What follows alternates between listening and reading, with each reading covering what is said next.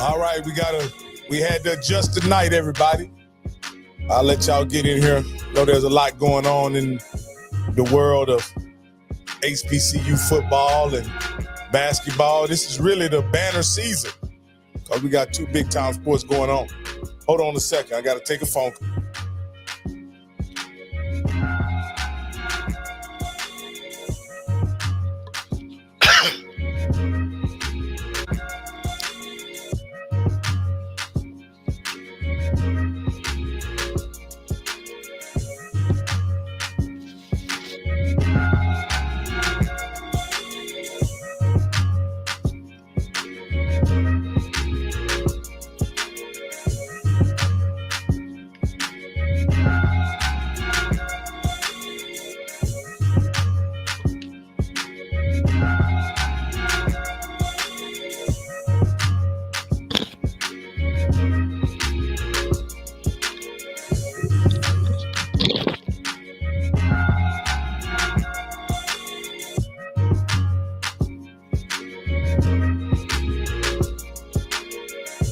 All right, they coming in here, Coach. They coming in here.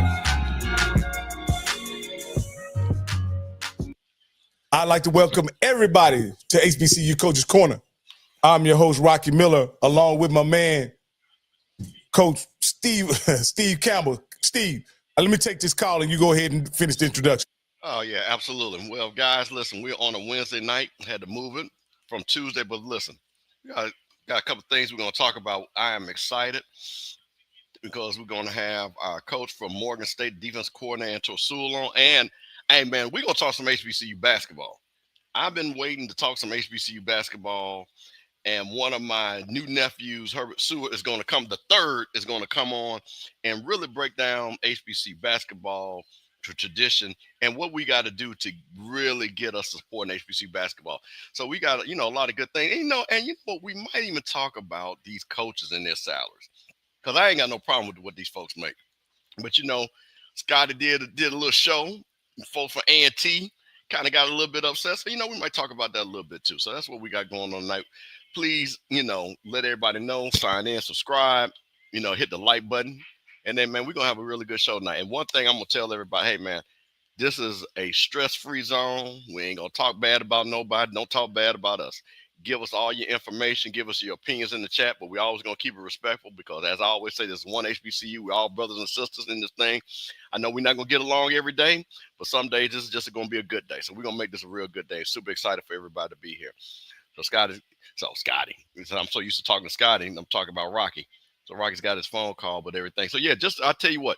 People in the chat, why don't you kind of talk about some of the things that you see for 2025 that you want to discuss so we can create shows for it and even talk about it, or even its opinion tonight, what you think. And also, like I say, happy birthday to Martin Luther King. You know what I mean? I know we're going to celebrate the King holiday on Monday during the inauguration, but I wanted to recognize Dr. King because, like I say, as one of the trailblazers, again, HBCU alum, Morehouse man of Alpha Phi Alpha. I just wanted to say how much, again, people like that trailblaze for us to allow us to be on a platform like this. So I'm super excited, to honor him tonight. And that's what my background is. But other than that, what is really going on with the recruiting? I've seen a lot of people. I say, hey, if your team is not out there signing people, you better get it together. Seeing Jack State Tigers doing a lot of stuff, FAMU. Hey, my man Sam Shea down there in Alabama A&M is getting some good recruits. And what is going on with Prairie View? Looking like they're trying to put a fence up around the state of Texas. So I'm really excited to see what those signees turn into. So I think, again, this is going to be a wide open swag. Hey, the MEAC, Deshaun Jackson's coming in hot. Got boys coming in from L.A. looking good, dressing good. Michael Vick has put his staff together that is really Virginia-based. So we're looking like he's going to get a lot of Virginia guys.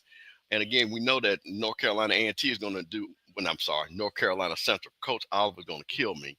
North Carolina Central and South Carolina State are going to do what they do. So a lot of recruiting news that's going on that I've been covering and checking out. So we'll also talk a little bit about that. Got Eye to Watcher in once again in the house. We appreciate that. Look at my man George, always showing up. I appreciate it. just give a couple of shout outs to my people, you know what I mean, that show up for us every weekend. Because I'm gonna be honest with you, this was like a labor of love that Rocky and I did and Coach, because this was not something that we were going to do, and now it's become something. Listen, my guy right here, listen. Hey, Rocky, listen. Herb, now listen, I want you to, okay, I want to make sure, pronounce your last name. I want to make sure I got it right. Seward, S-E-W-A-R-D. Okay, that's what. And you're the third, so that you're honoring your father and your grandfather, I'm assuming. Is that how it is? Yes, sir. All right. Well, see, listen. Hey, I'm gonna say this, and Rocky, I love this brother right here. I don't know this brother, but as they say, I admire this young brother from afar. He is a beautiful, and that's a compliment, writer. Does fan side, gives great analysis about basketball. I'm really a big basketball guy, but I think, and unfortunately in this space, we just don't give basketball enough credit. And we've got so much history. And this is the HBCU basketball guy. So he's going to kind of break down, the conferences. He's going to talk about some of the key players, some of the movement, coaches. We got new coaches in. And listen, man, this family, hey, her, you family now. You know what I'm saying? So I just appreciate you, man. I respect you so much. Again, I love what you're doing at HBCU Nightly. Again, you keep it in even keel. You know what I mean? A little bit between Josh and BJ and all those guys. But I honestly, now, Rock, I got to say one thing, though. He made one mistake. He's an Alabama State guy.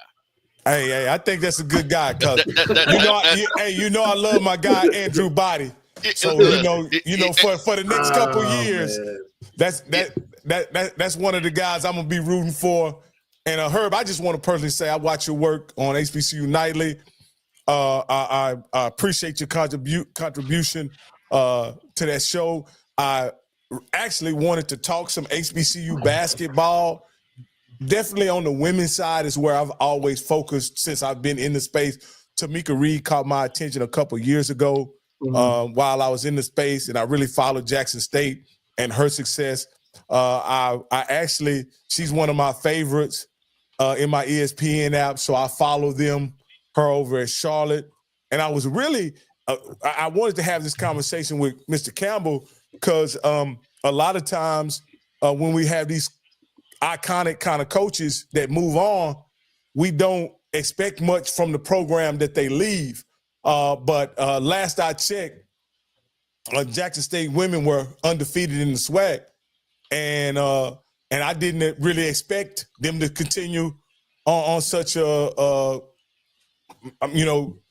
trajectory with Tamika Reed leaving. And so with that being said, can you explain us what's going on the women's side, and then we'll move on to the men's side after that? I'll be honest with you, man. I think, first, I think what Tamika Reed did while she was at Jackson State was phenomenal. And I think it was phenomenal in a couple of ways. One, she built a culture that superseded her. And that's pretty apparent by the way that this program has kind of bounced back in her absence. They play the same type of ball. They play the same type of way. They may not have replicated a lot of the recruiting wins that Miss Reed had while she was there.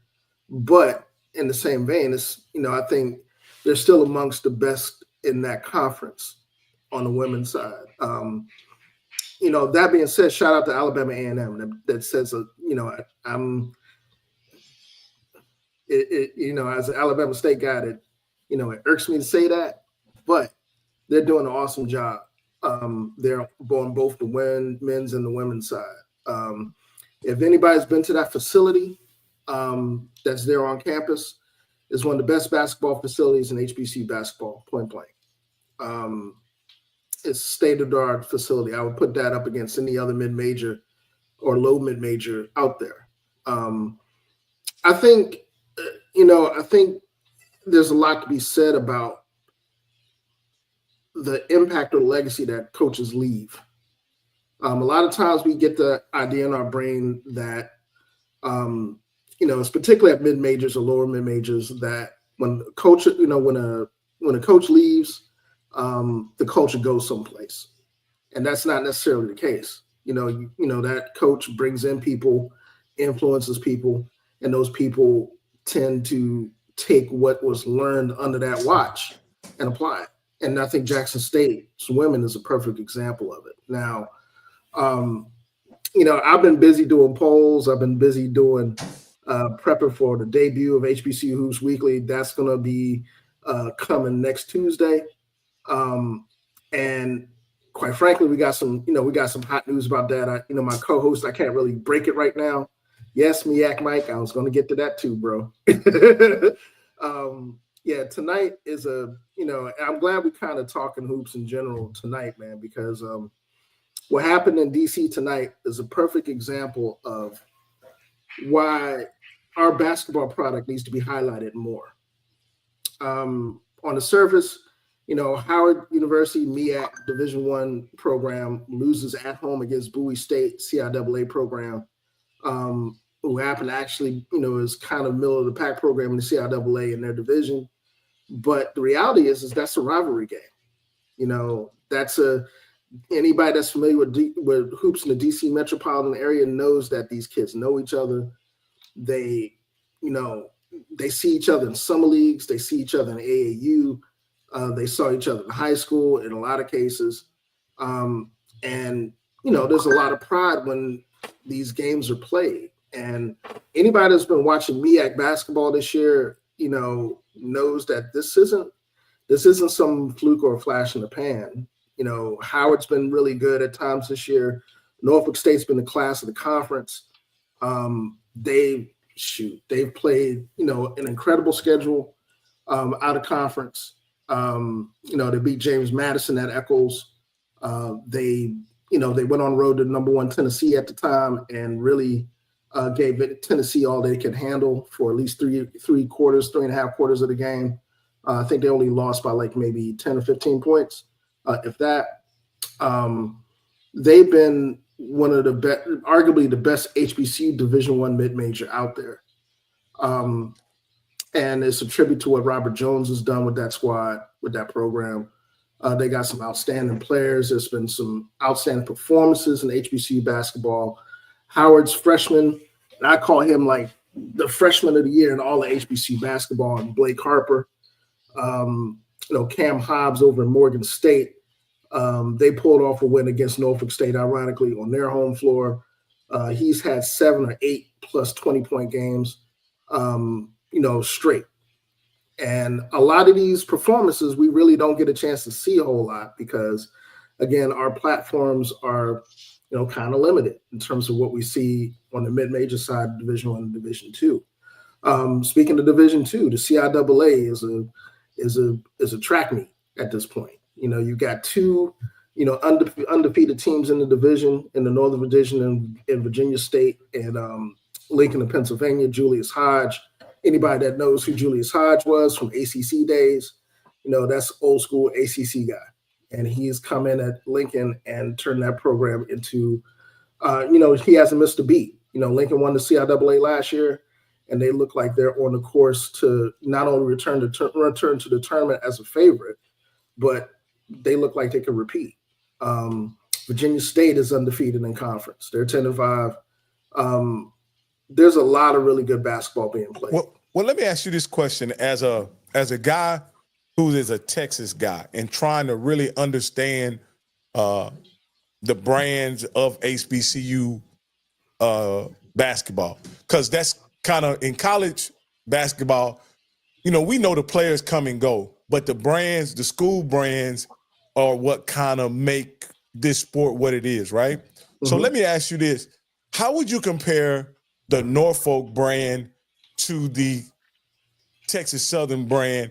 Because I'm very familiar with the Texas Southern brand and what it brings to the table as far as basketball. How does Norfolk compare to that pedigree at Texas Southern? Well, I think there's one thing to remember about Norfolk is that their brand transverses 2 conferences and 2 divisions. Anybody that's familiar with Norfolk State, they have CIAA roots. Norfolk State, was old school CIAA back in the day when CIAA was winning national championships. Texas Southern, from a SWAC perspective, I think their brand is comparable. But I think one thing that we have to understand about a lot of these attachments, especially for our schools, is that the regional attachment has a lot to do with how we perceive the brand. Like in this case, Texas Southern has a really, really good basketball brand, but the fact that football is king in Texas and in other places in the South, it might not necessarily get the type of traction that a Norfolk State brand or Virginia Union brand or Virginia State brand might get in that region of the country, because basketball is quite frankly a bigger thing in that part of the country in terms of how we perceive it. That doesn't necessarily mean that the programs are better or not as good. It's just more so a regional byproduct of what people embrace. That's to say, in terms of SWAC, visibility, I think, Texas Southern's been the standard bearer, they've been the standard bearer for a minute, for a good decade at least. Grambling had a really good year last year. The actual performance of the conference in general, notwithstanding this year, because I got some thoughts about way they've scheduled in the last 2 years, and I'm gonna save that for my show.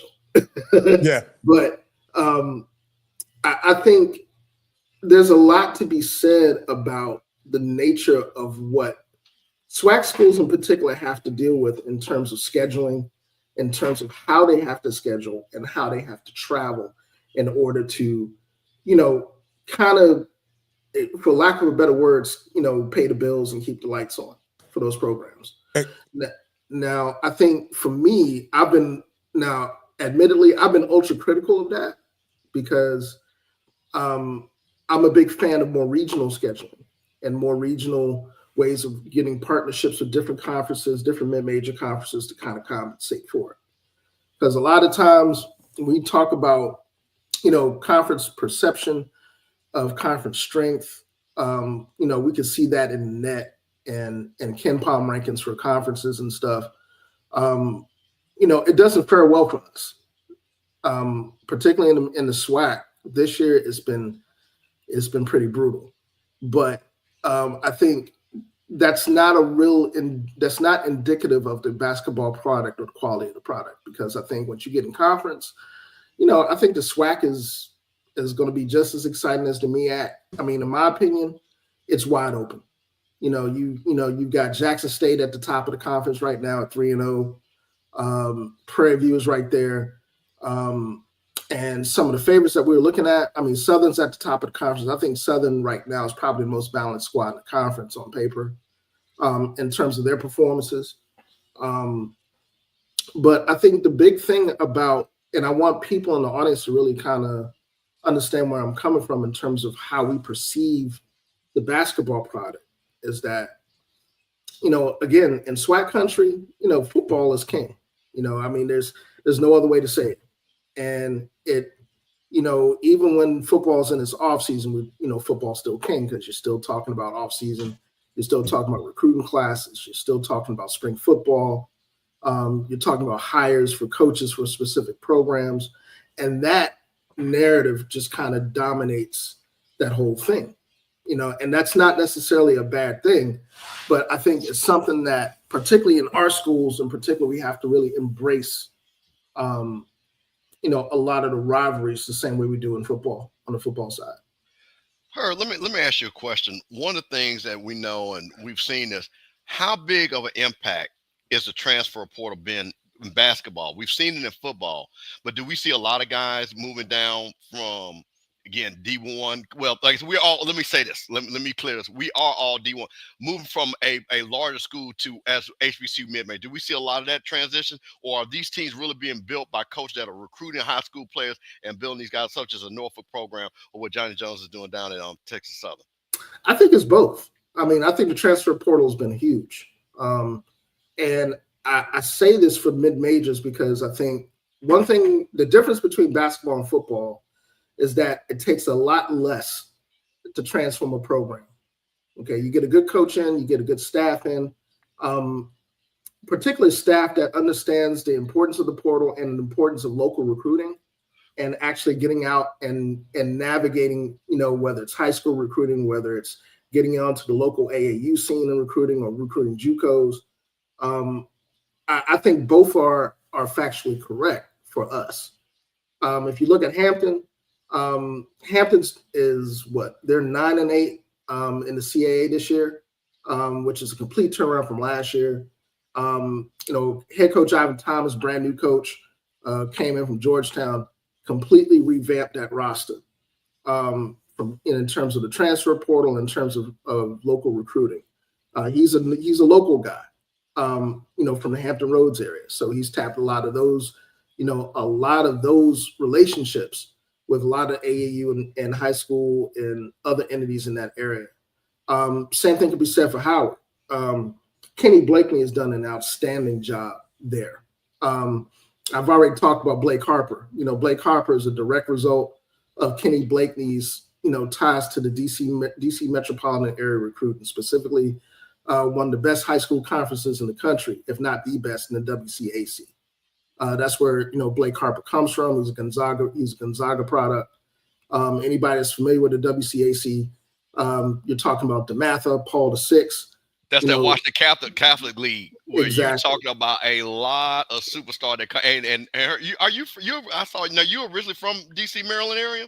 Yep, I'm a native Washingtonian. Okay. Born and Okay. raised. Well, Yeah. I think just on a side note, I used to live. Well, I'm actually from DC. My father was a disc jockey in DC. Okay. So WOL, WOK. So Oh, I'm yeah, very, dude. Yeah, man. Yeah. This my father's territory, man. Yeah. So I wanted to explain that because that literally, again, how University of Virginia, Georgetown, and Maryland were built off of that Catholic League. Yeah. And things like that, and going back to Bob Wade and things like that. So, just kind of, I just want to let you know how much talent is. Then you talked about Kenny Blakeney. I saw something he was talking about, how he gets the support for the Duke Brotherhood and stuff like that. So is he really using that, having that Duke pedigree to allow him to recruit at a high level for Howard? Absolutely. I think it's not just that. I don't think it's just that pedigree either. I think his pedigree as a DeMatha grad holds just as much sway, if not more so. Just to kind of give you an example, him and Mike Bray, who was at the time he's the head coach of Notre Dame. When he first got the job, he called up Mike Bray and asked to get a home and home with Notre Dame. And lo and behold, he got a home and home with Notre Dame. Notre Dame, came to Burr and played. I think this was the first year where Kenny pulled McCord Maker. Yep. Who was just anytime I did an article for Fansided about that, and he was, one of the highest ranked, recruit prospects that anybody has pulled at HBCUs in the past decade. And essentially, that relationship, was the jump start of that. Since then, he's been able to get, he's been able to schedule effectively, get home and home. First it was Notre Dame. Then it was Cincinnati. He's done things. He's been really innovative in terms of how he's not only used the portal and approach recruiting, but, as NIL's become a part of this environment, he's utilized that too. If you look at his staff, he has he's one of a few HBCUs that has a general manager for the basketball program. There's an NIL collective that Howard has that they have embraced that aspect of it. And, you got kids that are coming to Howard. It's like, hey, look, I'm getting an NIL deal just like I'm getting an NIL deal if I would have went to University of Maryland or Georgetown or any number of places in the area. So it's, the job he's done there, and not just in terms of coaching, because I think he's been done an outstanding job coaching, but in terms of really being innovative, it's been incredible to see. And that, that speaks to the quality of the coaching core in that conference as well, because you got Kenny Blakeney, you got Lavelle Moten, who's been the face of North Carolina Central basketball for as long as I can remember. Robert Jones, Coach Martin down at South Carolina State, who's, low key has done an absolutely incredible job of retooling that roster. Anybody that's seen South Carolina State this year play on the road, they've given Xavier all they can handle. They've, went on the road to Georgia and was up like 15 on Georgia until losing it at the end. Those guys have done awesome, really, really good jobs in terms of in terms of not just creating a really good basketball product that kids can really come and look at. It's like, oh, okay, that's great. But things that can be sustained. And I think that is something for us collectively as we talk about the HBCU basketball product, that's very important. Because a lot of times, oh, go ahead. I'm sorry, Rocky. No. I didn't mean to interrupt you. I was just going to ask you a very simple question. How are these coaches, and you guys may have mentioned it when I was off, but how are these guys using the pool? We know how they're using it in football, right? Mm-hmm. But how are they using it in basketball to improve the overall talent level of HBCU basketball? I think that's a team by team, case by case type of thing. Like, for example, in Hampton's case, Ivan Thomas had to come do a complete overhaul. So he hit the portal really hard, got a lot of transfers in that, ideally were looking for playing time. I know when he landed, Farrakhan's nephew, Noah Farrakhan, as point guard there, that kind of opened the floodgates for him a bit. He landed a transfer from across town in Norfolk State, George Beal, who's, taking on a starring role. Wayne Bristol, who used to be at Howard, and, he transferred back into the Hampton program.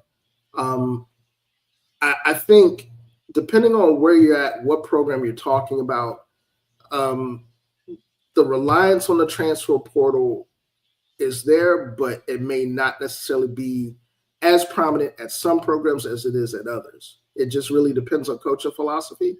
And it depends on, how quickly somebody has to retool a roster. Like, for example, if you have some programs that have like really, really, a complete exodus of players that are leaving. And in that case, I know Alabama State's been known to hit the JUCO ranks a whole lot in terms of tooling their rosters.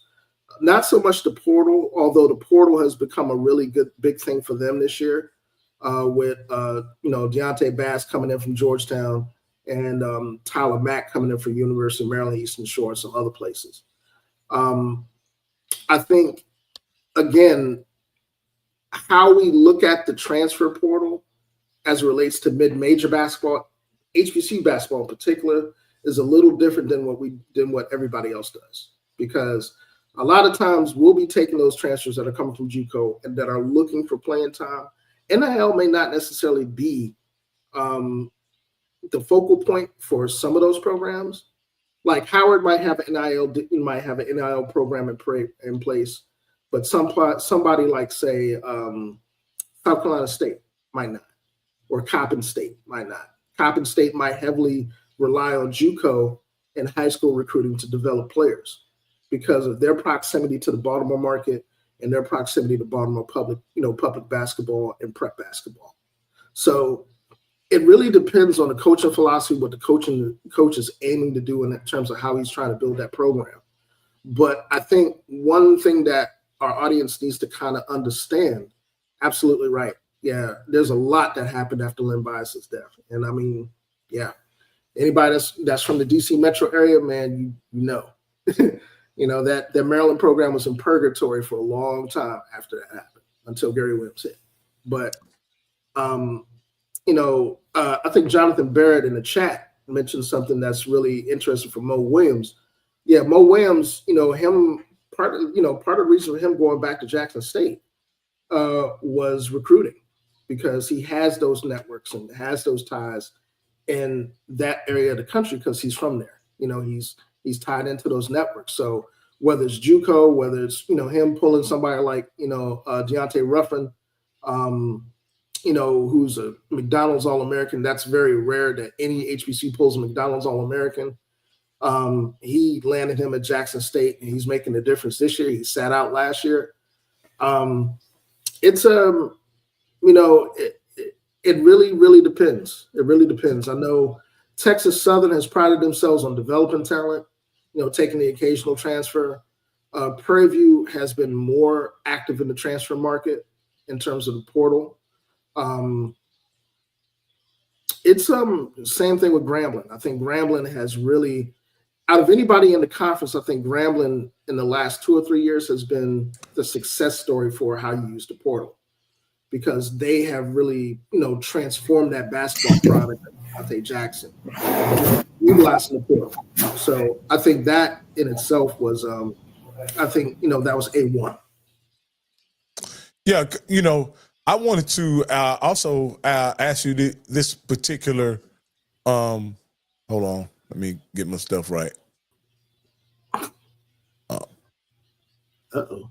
No, I got you. I got you. Yeah, I had your sound, but not your video. So this is what I wanted to ask you.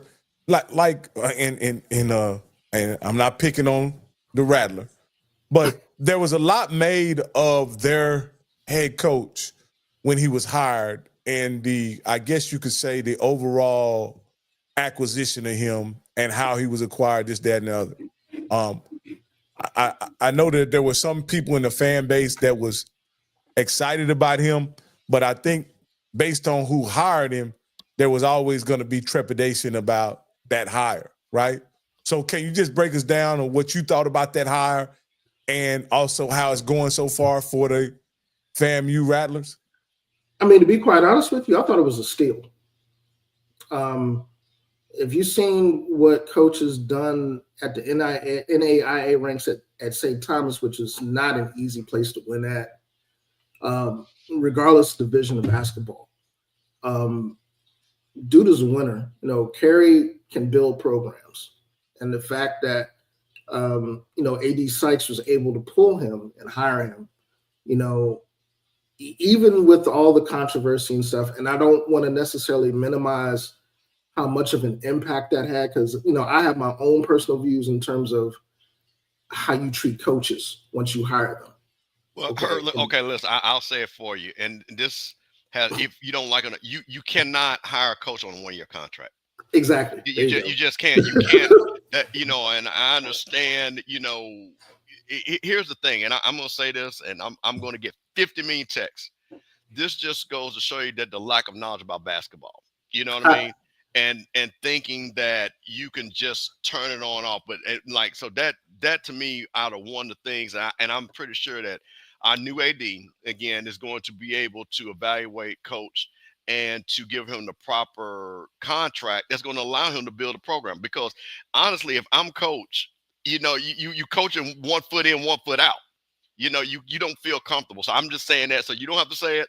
I will say it. But yeah, that was kind of concerning. So there you go. Yeah.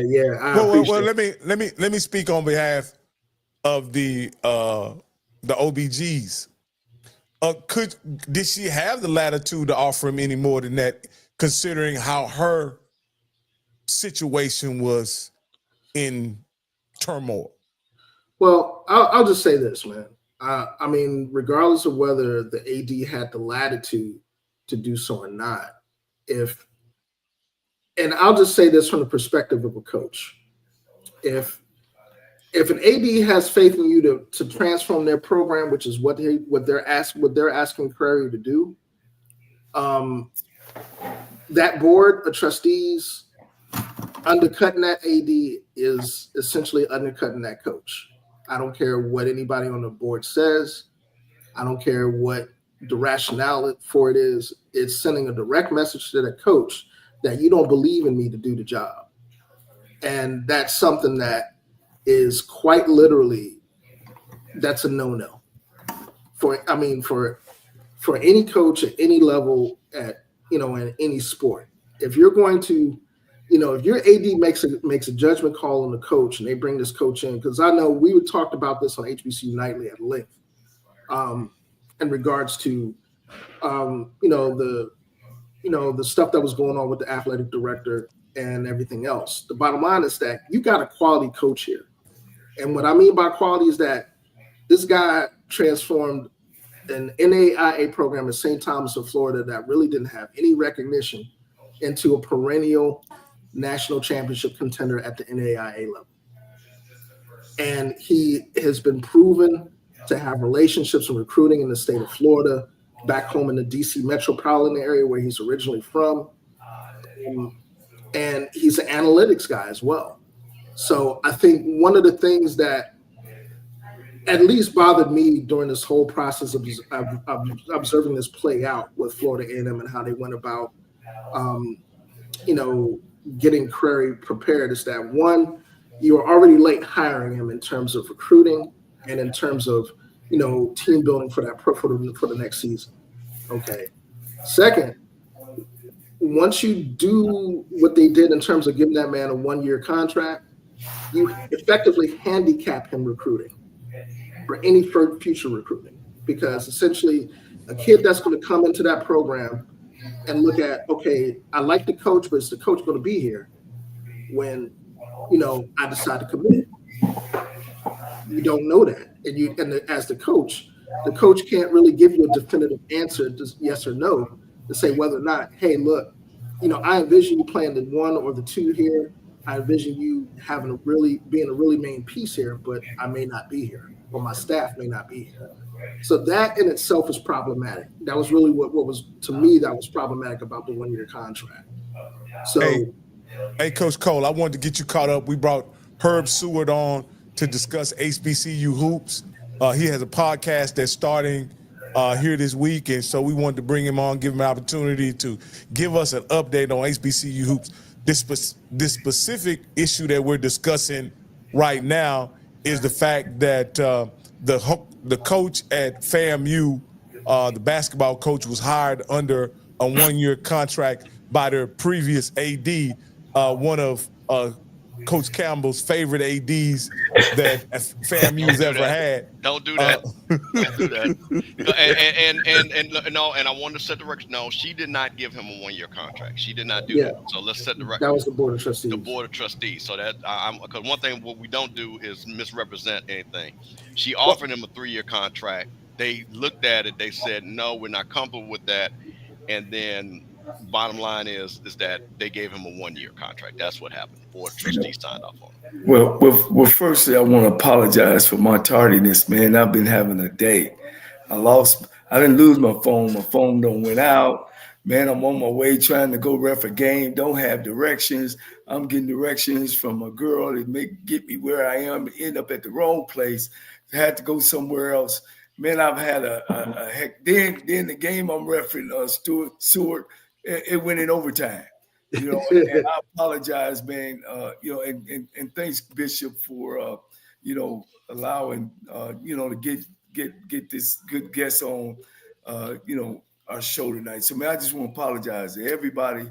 I'm here. I know how you are, Bishop. You're about. Oh no, Coach. No. Listen, no. First of all, things happen, and Herb and I have been talking, and I'm just super because one of the things here, even we talk to Coach, but we also want to talk to people that know what they're talking about. Yeah. Because I think a lot of times in these spaces we have people, which is nothing wrong with opinions, but it's sometimes also like to talk fact. Now, Herb, I want to listen. I understand the family thing. I know we got you limited.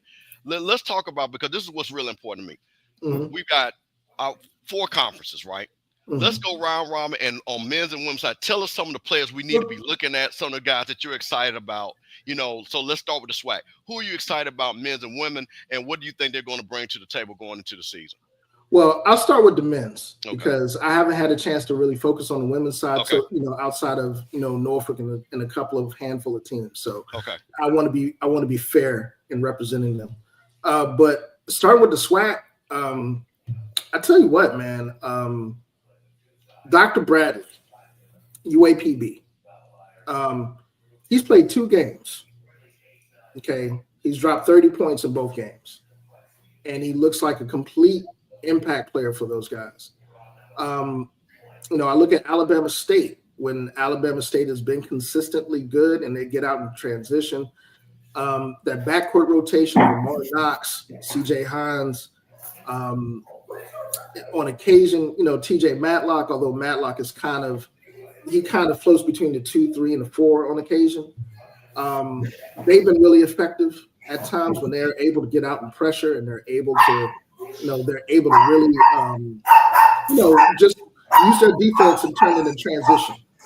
So I like them in the SWAC. Southern University's is balanced, man. Balance. To me, they're the most balanced and most effective squad, on both sides of the court in the conference. Derek Tanzino is an anchor for that squad. They got a French guy, point guard. I got him, honestly. Melanie, I'm not covering up, man. I'm not.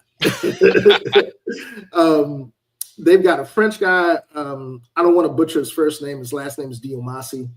I think he's a bona fide player of the year candidate for them. He's been out. When he comes back, correct. Alabama State does live and die by the three. They really don't get a lot from the post play. I think, okay, there you go. I think,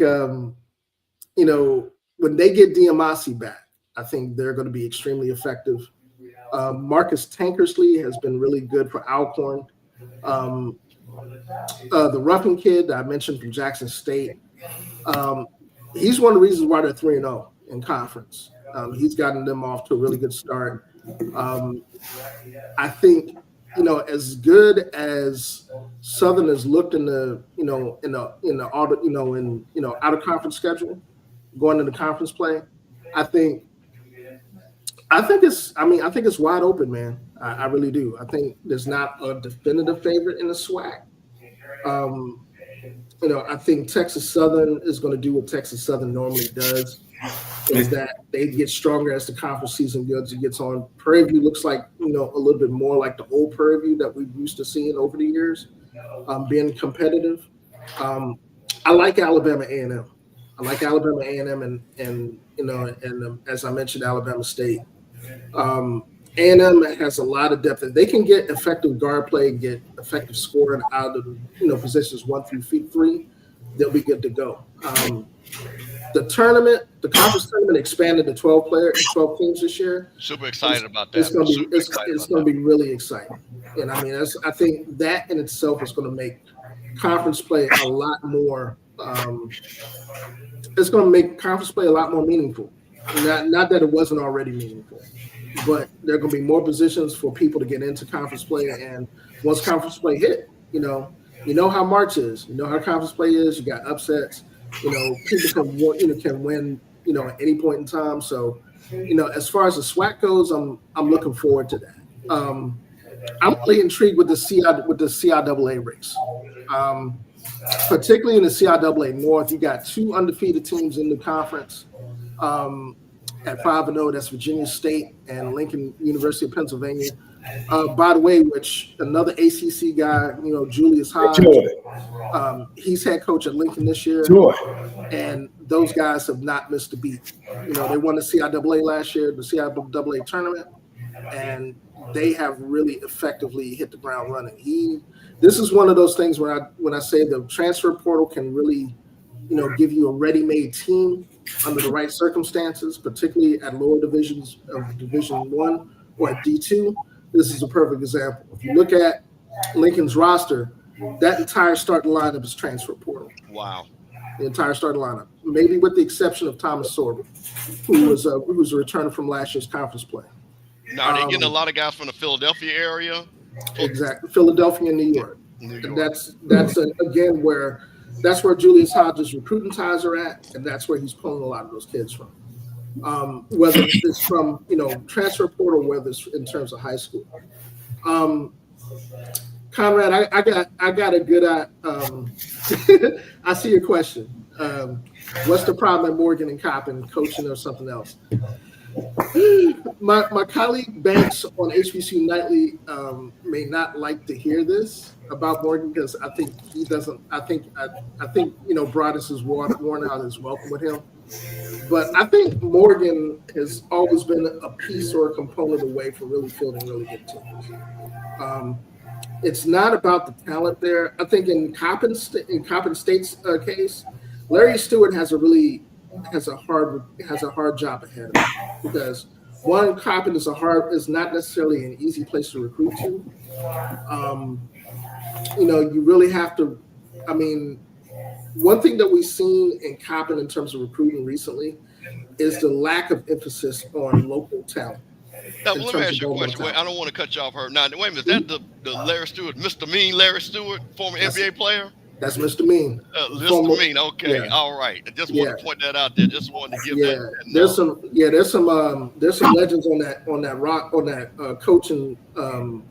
coaching staff, by the way. Him and Turquin Mott.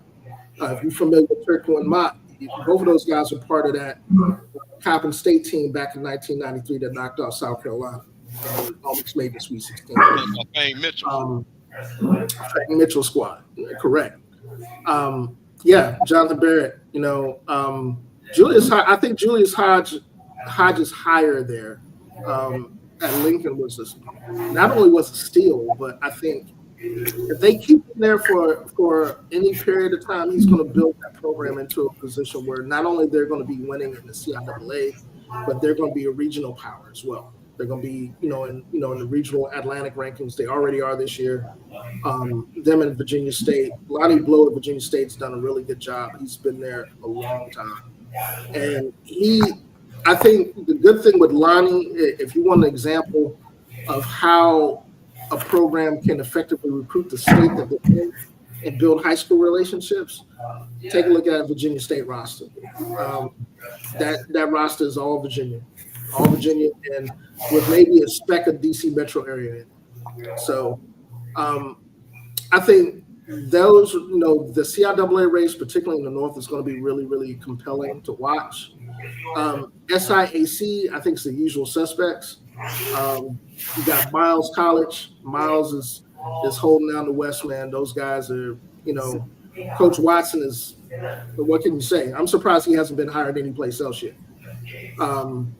Miles has consistently been at the top of the in competition for, conference championships and going to the tournament at the D2 level.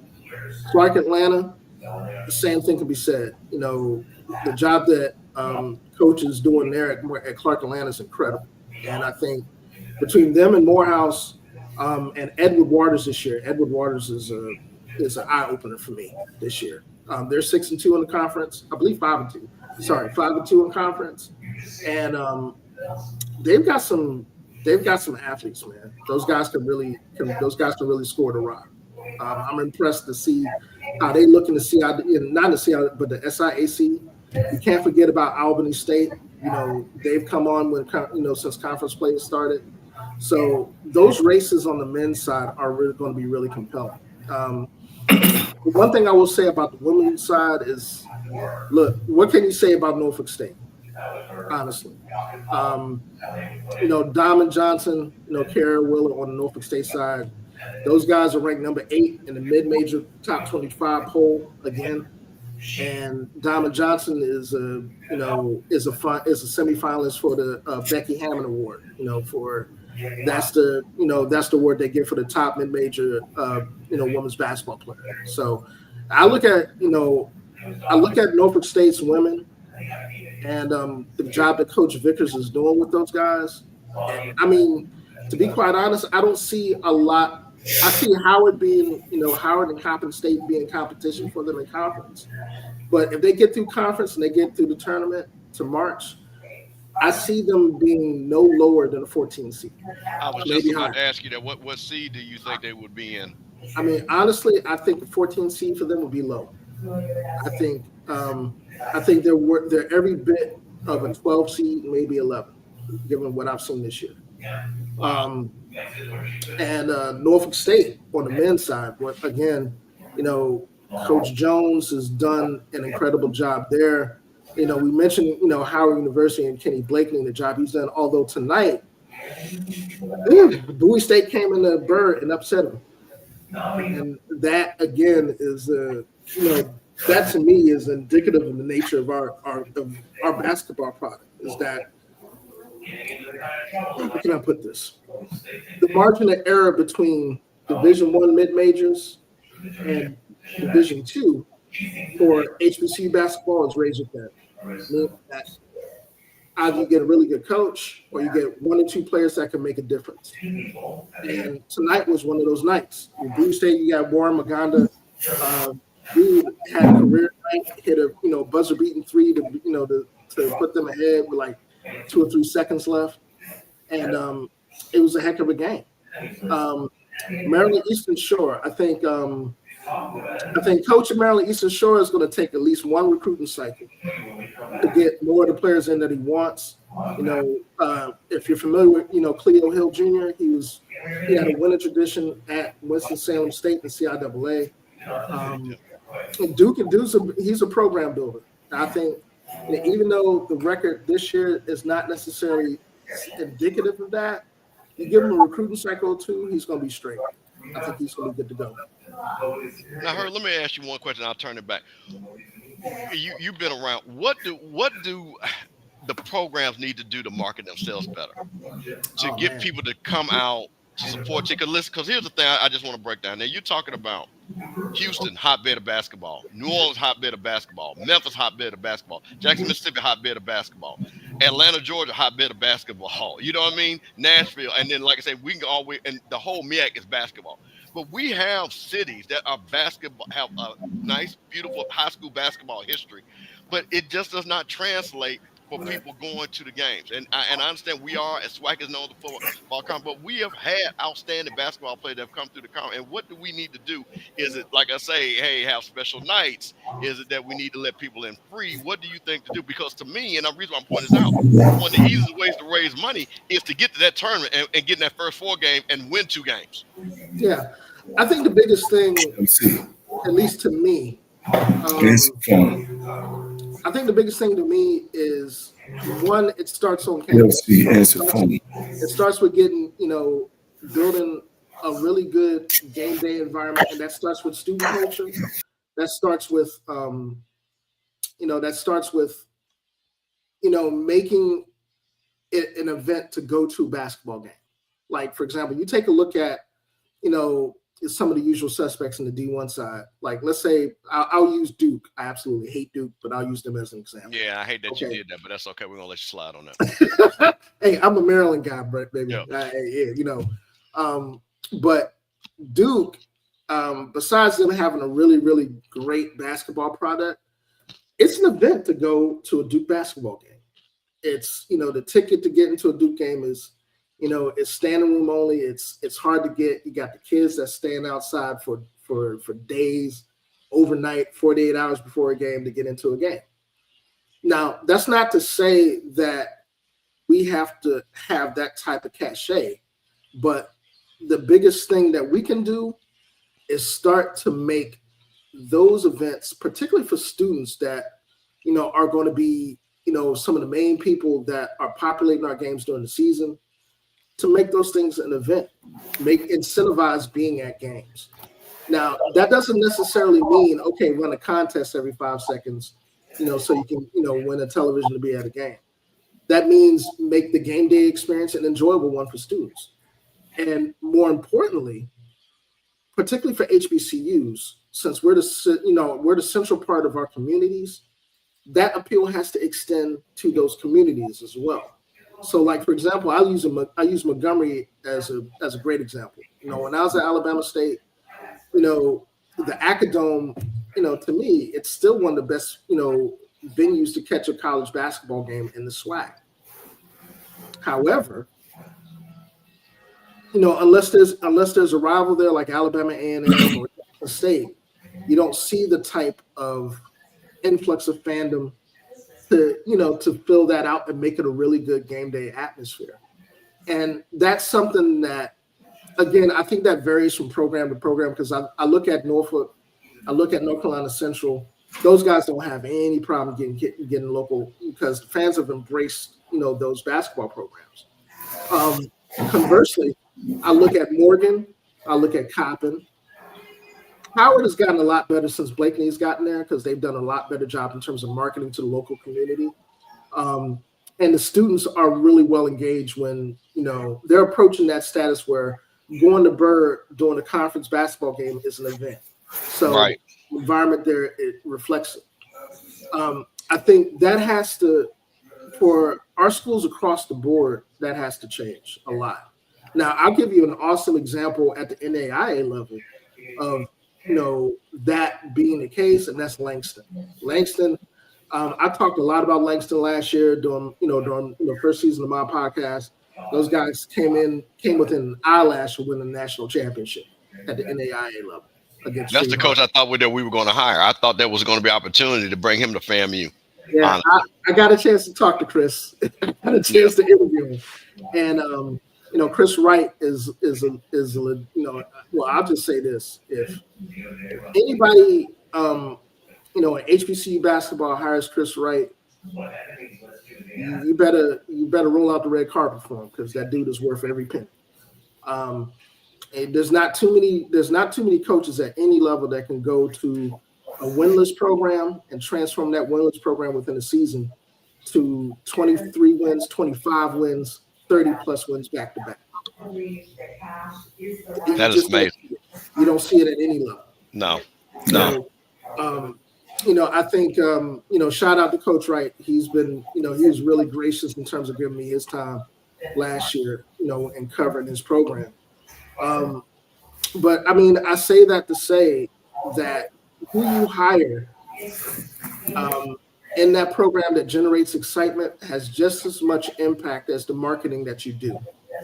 So, for example, again, I'll go back to Howard. Those guys hiring Kenny Blakeney had immediate dividends because of his pedigree, because of his ties to the area. He's a native Washingtonian. You know, he's from that area. You know, he went to DeMatha High School. Those ties by themselves have paid back, you know, more than its fair share in terms of, you know, growth for that basketball product at Howard. Lavelle Moulton, you know, school legend. You know, that dude is going to be in North Carolina Central's Hall of Fame next year, you know, at some point, if he's not already. He's the face of their program. Right. There are plenty of years he could have been on staff at University of North Carolina State, you know, any place in the state, but he chose to stay at home, and that's the reason for the longevity of that program.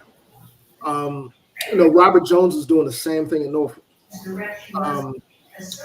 I'd say that Coach Waterman at Delaware State is starting to do the same thing there. Anybody seen Delaware State this year? They're an incredibly effective offensive team. Okay, Herb, I got one last thing for you. Your way too early prediction. Who's going to win the SWAC? Who's going to win the MEAC? Who's going to win the CIAA and SIAC? And we're going to hold you to it so everybody can be mad at you. But listen, you got listen, because we try to listen, her. I'm gonna try to bring you on at least once a month until the tournament, because we got to get this basketball thing going. So give us the teams we need to watch, and listen, we know it's just a prediction. As they say, it's a way too early prediction, but we got 4 conferences that we all are part of that we all think. Who do you think? Who do you got? Man, I'm gonna start with the SWAC because look, I'm just gonna say this flat out. There's no way for me to predict that for the SWAC right now. I mean, if I were to say today, if the tournament started today, I would probably say Southern University has the best chance of winning the tournament, followed by Texas Southern, because again, their track record in tournament play, you know, speaks for itself. I was going to say, Herbert, you know, the bishop won't let me talk. But I'm a baskall guy. That's my first love. I played basketball. Hey, Coach, I won the bet, Coach.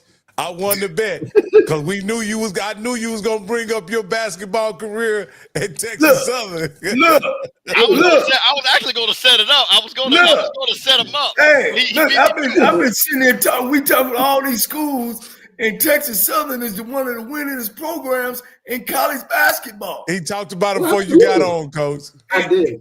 If you come on time, I got the basketball guy on. See, he broke that down. Look, he didn't say we're talking about hair machine. I'll say this about Texas Southern, man. The one thing that you can count on with Texas Southern, regardless of what you see out of conference with that team year in and year out, is once they get into conference, particularly when, you know, the halfway point of conference play gets there, you start seeing that team gel every year. Without fail.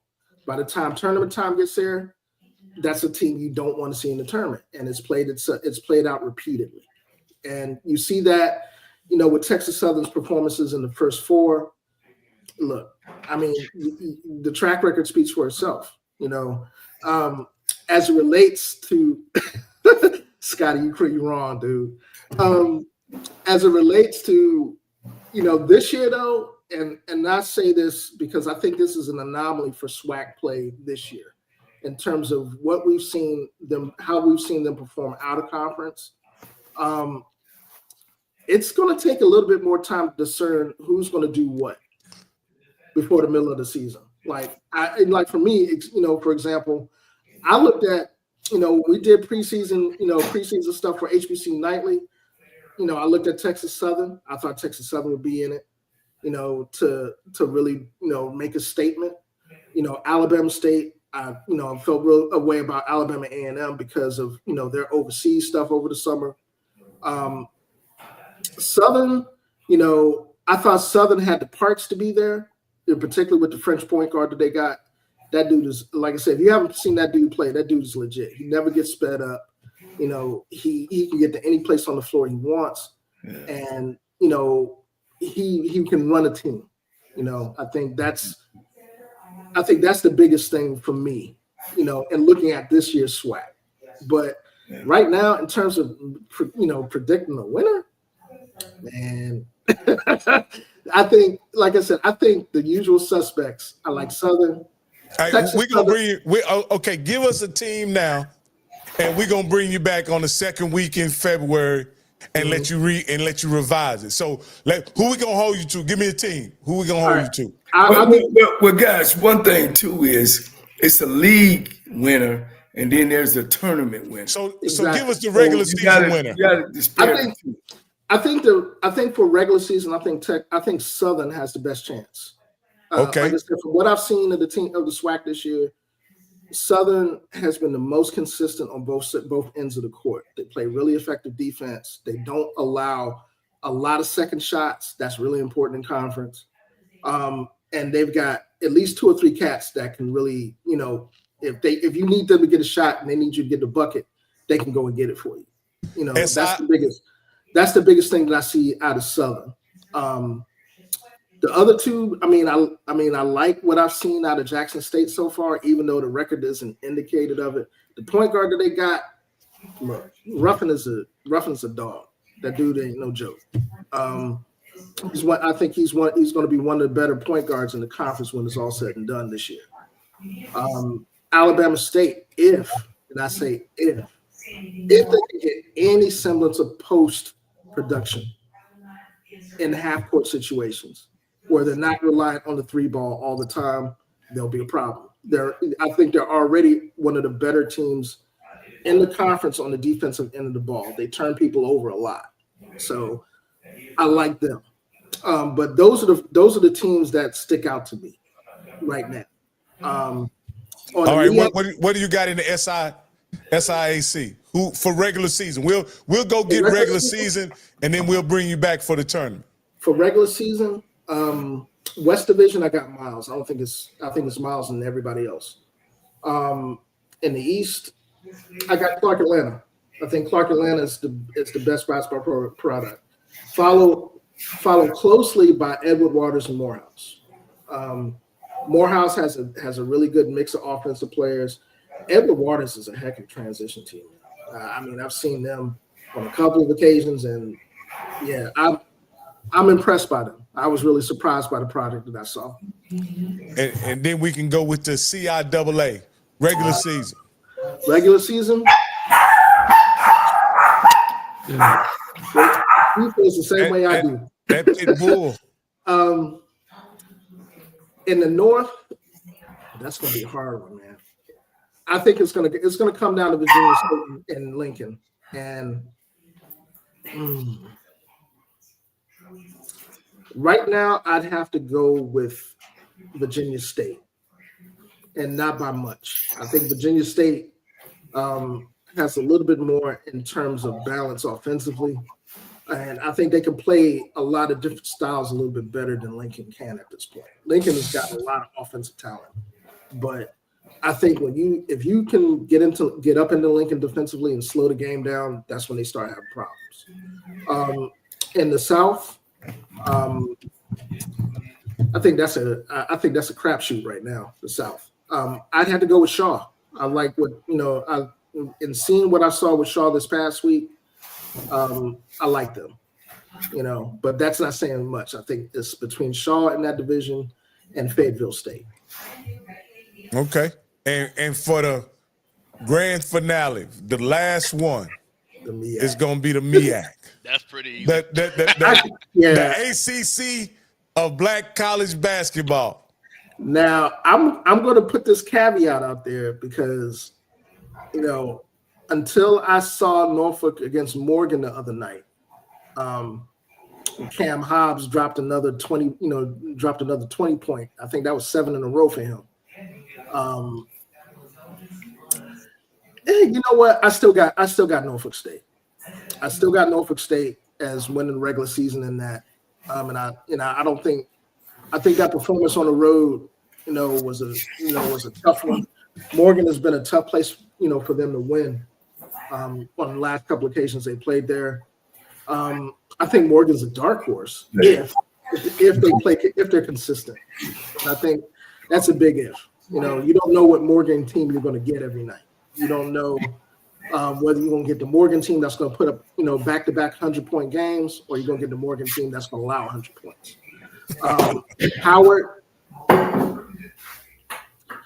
what I saw out of Howard, I got the same thing to say about Howard tonight, because they lost to a Bowie State team that, quite honestly, even though Bowie State's pretty talented, they should have beat. Howard is an extremely effective three-point shooting team, but they've got some injuries, particularly with Bryce Harper being out. That toughness element on the block, you could tell it tonight. They, Bowie State killed them on the glass, and they just, when they couldn't finish at the rim, they did, dribble line drives to the rim were ineffective, and they lived and died by the three, and they died by it tonight. So, I'd have to say Howard. I like South Carolina State as a dark horse, though. The way they play defense, and it's not just one person that they rely offensively. They get a lot of balance scoring, but they make it tough for you, full court, half court, they trap, they throw all sorts of exotic defenses at you. The guards have to really be tough with the ball, and they have to make decisions with the ball in order to play against them. When I saw them play against Xavier, Ohio earlier this year, they were giving Xavier fits. Those guards, Xavier was lucky to leave with a win. Same thing with South Carolina when they played on the road to South Carolina. So I think Coach Martin has a dark horse there, but, I'd have to go with Norfolk. Do we have anything before we let you go, Herb? I want to give the two-sport letterman from TSU a chance to ask you any questions that he may have since he arrived late. You got anything else, Coach Cole? No, I would just listen to your comment about when Bishop asked you about why is basketball not as marketed or could be marketed better in Black college. And I think with the new transfer portal and the NIL and all that, I think that helps or will help Black college basketball. I agree. Because all you need is 5 players. Yeah. It ain't like football where you need 22 or 33 guys, to really put things together. So how do you feel about that? You think, or have you seen in the last 2 years, influx rate of transfers into the Black college space? Oh, yeah, absolutely. I think we talked about this prior to you getting on. I look at what Howard has done with their program, particularly what Coach Blakeney has done in terms of, really being innovative and utilizing NIL in that regard. It's not just, what he's done in terms of recruiting or what have you. It's the relationships that he's built. He's created new positions, on that staff to utilize NIL specifically. He's got a manager of operations for that basketball program. I think that's the only one that I know of anywhere in HBCUs that has that. And the innovations that he's done has really paid dividends immediately. Whether we're talking about his effectiveness in terms of lateral scheduling or his effectiveness in terms of getting recruits on that campus that would ordinarily not, let's be real, would ordinarily not even, look at Howard, because of perceived conference prestige or what have you. what he's done, particularly in that area of the country, because I mean, that area of the country is so talent rich that you could go, whether we're talking about the WCAC in terms of high schools, if you're talking about DC Public, you're talking about, PG County, which is, just a ridiculous, talent area in terms of basketball. That entire region, DC metro region, the corridor going up to Baltimore as well. They've been able to utilize a lot of that. And the interesting thing about it is that other HBCUs in the area, in the region, have benefited from what Howard has tried to innovate, because kids are starting to look at other HBCUs. Bowie State is a good example of that. You look at Bowie State right now, you look at that entire roster is PG County, DC kids. Yeah. And ordinarily, those Coach, kids. Where you out of? Where you out of? I'm a native Washingtonian. I'm born and raised in Washington, D.C. Oh, okay. Went to school at Alabama State, though. I see why you're talking about that East Coast ball. That's not to say, because I think there's some other really, really good hotbeds of basketball. I love Houston. Houston and Dallas, the Dallas Metroplex, a lot of balls come out of there. Herb, I got a question to ask you, and then this is my last question, I swear. Mm-hmm.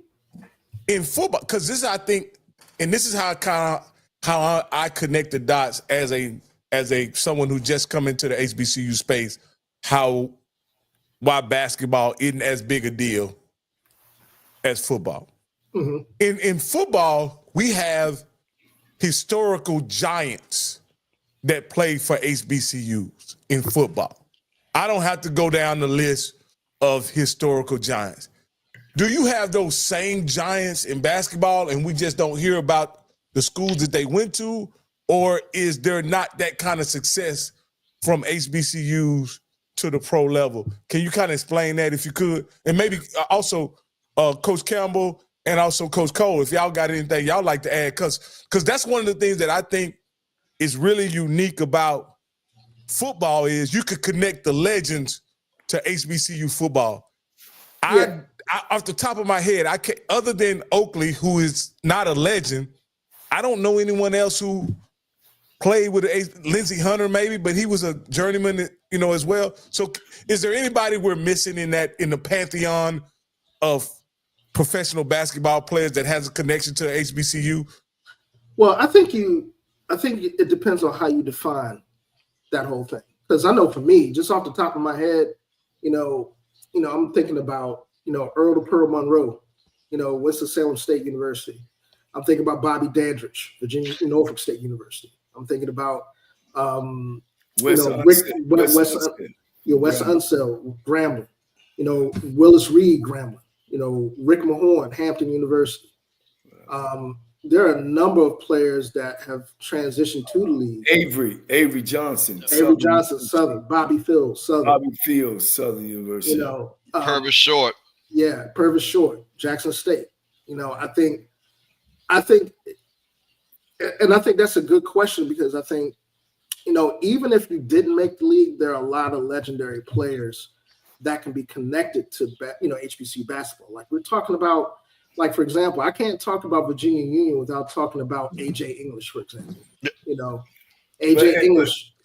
But Herbert, I got some cats over here, man. They believe celebrities and stuff, and we ain't done nothing at HBCUs. That's not okay. And then what's up to what? Coach, then they want to break us down to years. No, 1980. So reason why I say Danny Manning's story isn't told without Kansas. Grant Hill's story isn't told without Duke. You understand what I'm saying? Like these guys, and again, you obviously have players that have connected the dots at the pro level, but their stories are obviously often told without being connected to HBCU basketball. That's all I'm saying. Well, let me respond to that. The people that you just mentioned, one thing that we have to understand is that there's a distinct difference between, a Danny Manning telling his story and that story being connected to Kansas basketball, or, just to use somebody in, Shaquille O'Neal's story being connected to LSU basketball. A lot of and this is something I want people to really understand about not just HBCUs, but mid-major, basketball in general. Those traditions at that level don't necessarily have those outcomes. If without the NCAA tournament, for example, like if you ask anybody off the street whether they remember who Wally Serbiak is and remember that he played, Miami of Ohio, if I'm not mistaken. Yeah, Miami of Ohio. They probably wouldn't be able to give you an answer. So or Ron Harper, absolutely. At Miami of Ohio. I remember Terrence Stansberry. Y'all probably don't know that guy. Yeah, he played at Mississippi State. So if I'm not mistaken, I think he's a Temple guy. If I'm not mistaken. No, Temple. Okay. They played at Temple. John. Mark Macon played at Temple as well. Yeah, also. Yeah. I think one of the things that we have to understand about HBCUs in terms of visibility is that we have to go above and beyond in terms of marketing, not just for our programs, but when our players, reach a certain level. Like I'll give you a perfect example. Shaw University has had two recent players that have gotten a lot of NBA looks. We're talking about Amir Hinton, the most recent one, and we're talking about Ronald Flip Murray. Ronald Flip Murray back in 2001, 2002, that dude, got, his shot at the NBA because of his performances, putting up 30, 35, 40 points a game for Shaw in CIAA play at Division II level. It's been several times, Coach, that we've led the nation in scoring. Murphy, Machine Gun Kelly, Avery Johnson led the nation in assists. It's been several times where guys have jumped up. Ken. Shout out to Ken, man. It's good to see you, bro. Thank you for showing up on the show. So, sometimes you got to let some of these guys know that those things have been done. Some of those non-HBCU guys, they think we just showed up. Yeah. No, Coach, what I'm saying is a lot of times the connections to those big name players, the connections to HBCUs are often overlooked when the stories are being told. And I don't think, and again, this is just my opinion, somebody has to tell those stories. And if mass media isn't going to tell those stories, then of course those institutions have to make sure those stories get out. That's just my opinion. One thing we do, and I've been thinking about, guys, of course we all talk off the field. I mean, off the phones or off the live. And Herbert, you attest to this, is that we just don't do a good job or a great job marketing, period, in the HBCU realm. We don't keep up with history. Sometimes we don't salute our heroes for some odd reason. I kind of know, but I don't want to get into that. That's a whole nother story. And we don't understand about programs, what it takes to build a program. We're getting the celebrity coaches now, but that ain't it. We got to do a better job of marketing.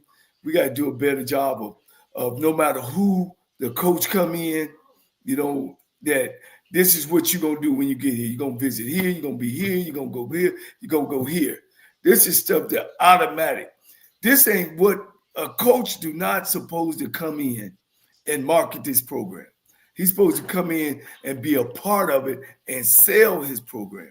Exactly. Those marketing avenues should be in place, and so we don't do a good job of that. Now, I'll just add on to what Coach Cole just said. Now, and I want people that are watching the show to understand that from a tradition standpoint, HBCU basketball is chock full of tradition. Whether we're talking about the CIAA, the SIAC. Now, if somebody asked you whether or not there's been a HBCU national champion, and at any level, whether it's Division I, Division II, or NAIA, the fact that people don't rattle off North Carolina Central winning a Division II or NAIA national championship. Virginia Union having a dynasty in the 2000s, winning multiple Division II NCAA national championships. Texas Southern, 1977, NAIA national champs. UDC, 1980 national, Division II national championship. Yeah. So I want people to really understand that marketing that we're talking about goes far beyond just the coach coming into a program, and having to lay the groundwork to, for recruiting or what have you. Like, I'll give you another example. I had to cover a couple of games at Echoes at Norfolk State last year, okay, for HBCU Hoops Weekly. You walk into Echoes, even though Norfolk State has been in the MEAC for the better part of more than 2 decades, you see the CIAA history in that building. You see Ralph Talley up on the wall. You see Tiny Archibald, not Tiny, Pee Wee Kirkland up on the wall. You see the CIAA banners up in the rafters. All of that is marketing. All of that is not just marketing for kids to see that this is a tradition-rich program when you walk into a gym. It's no different than when you walk in to Cole Fieldhouse or Xfinity Center, you see that national championship banner up there. Or you walk into, Fog Allen Fieldhouse and you see the national championship banners up there. Or Pauley Pavilion or wherever you talk about. It's the same thing here. If I could walk into, McDougal at North Carolina Central and McDougal McClendon in North Carolina Central and see a picture of the father of modern basketball and John McClendon, or you could walk into Winston-Salem State and know that's the home of Big House Games. Right. One of the best coaches out there. I don't know if you've been over it, Mr. Sewell, the CIAA championship tournament. Yeah. I mean, that's one of the best entertaining black college. I mean, that's worth going to see and be a part of. I had a time to go when it was down in Charlotte. I mean, Rocky, it's unbelievable.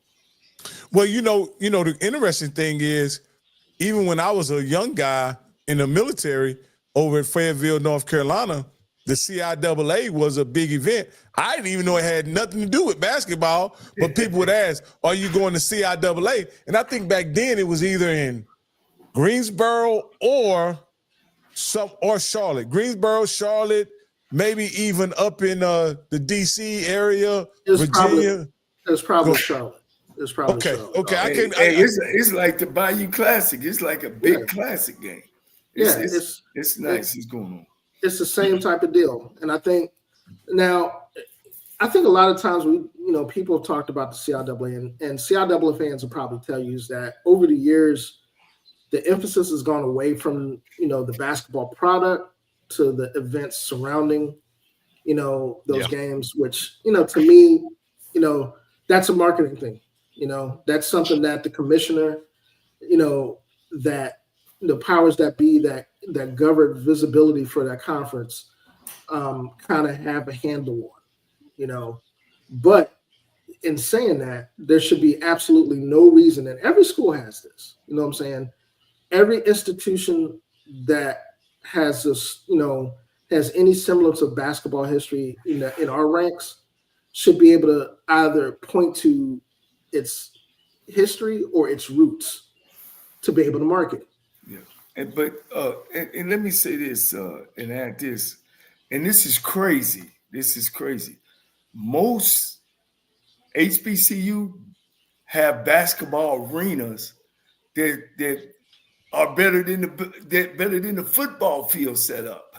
Most of them got basketball arenas, because of this. They were able to take state monies and put the health department in those arenas to get them built.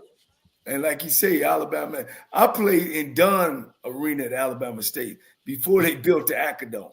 Yes, sir. Texas Southern, I played at Adams Hall before they built the health and PE building. Of course, and I played in all other swag. But in black college, when you go to their campuses, 9 times out of 10, they're gonna have a hell of an arena. Yeah, and I think I think it's DeQuincy Edwards post something in the chat. Do you think we need our own tournament to crown a Black national championship? I think I'm kind of torn. One half of me says yes, because being able to centralize what we do is always important. But at the same time, you don't want to arbitrarily remove yourself from arguably one of the best and biggest sports spectacles there is, in the NCAA tournament. Well, and money talk now. Yeah, money talk. And to that effect, I know the BCIC Black College Invitational Championship is debuting this year as a postseason tournament for HBCUs. So we're going to be able to get an idea we're going to be able to get a chance to see a step in that direction. And one thing I do know, as long as the chairman of the NCAA tournament is also the commissioner of the SWAC, y'all Negroes ain't going nowhere. You hear me? Man, look. Shout out to Dr. McClellan, man. I'm good, but I think Coach, I had to comment on that. That would be hell of a coach. Yeah, we got a good TV package, and you bring 16. Well, I think you can open the season up with something like that. Well, I don't care how they do it, but we need to do it. That'd be a hell of a thing. Well, like I said, I think the BCIC, that's actually going to be a thing this March. So that is going down in Charlotte, if I'm not mistaken. You can ask Joshua Sims. He works with those guys that do that as well for HBCU Nightly. Those guys, I think that happens March 25th, if I'm not mistaken. Don't quote me on that. I think I don't think that's the exact date, but that's a step in the right direction. At the same time, I think what people need to really think about too is that our performances during the NCAA tournament, have been some of the more notable performances. Yeah, I didn't even know Coppin State was a black school. Yeah, Coppin State upset in South Carolina in 1993. Hampton beating Iowa State. Alcorn State beat Georgetown. Yeah, Southern University beating the brakes off of Georgia Tech. In 1993. So, those sorts of things. More recently, the most recent one, Norfolk State beating Missouri. Kyle O'Quinn. Run around the court. We know who Kyle O'Quinn is because of that upset. He got to the league and played. I'm not sure if he's still in the league or not, but he was playing for the Knicks in the league off of that run. It's, to me, one of the biggest things is visibility. And whether we're talking about the NCAA tournament, whether we're talking about media packages where we can see our games readily, because that's also a big key. If in today's media landscape, and this is one thing about the SWAC that it irks me a lot, because there's absolutely no reason for the SWAC basketball product to not be centralized on the SWAC digital network, at least for whatever games that aren't being covered by other ancillary platforms. So, like, for example, I can go out on YouTube and find the Alcorn State broadcast of Alcorn State and Alabama State, or Alabama A&M broadcast of whoever they play. But the entire premise of being able to have your own network is to centralize and own your own content. And that is something that the SWAC could do a lot better at. The MEAC could do a lot better at. The CIAA has kind of got it. I got to promote my company. HBCU Go TV is actually, having in television pro HBCU basketball games, women and men. So you can find some of those games on HBCU Go TV. Yeah, and their broadcast coverage is really, really good. I've checked out the games on HBCU Go, on the Grio, which is, I think it's a subsidiary for you guys. Right. Yeah, basketball the quality of those games is excellent, and I think that's something that the more we get that type of exposure and that type of control over content, the more we can control our narrative and write those stories. The more we can. I think sometimes, Sword and guys, what we're missing is all this stuff is still new to HBCU. All the coverage we get now. We play more games on ESPN than we've ever played. We got HBCU Go, we got another channel, we got our podcast. All this stuff is really kind of new to the HBCU realm. Yeah. And it should be. I'm gonna say that it should be. But then and again, our administration, and you heard what you understand is it ain't, and I'm gonna keep saying it ain't celebrity coach. It's got to start from the top.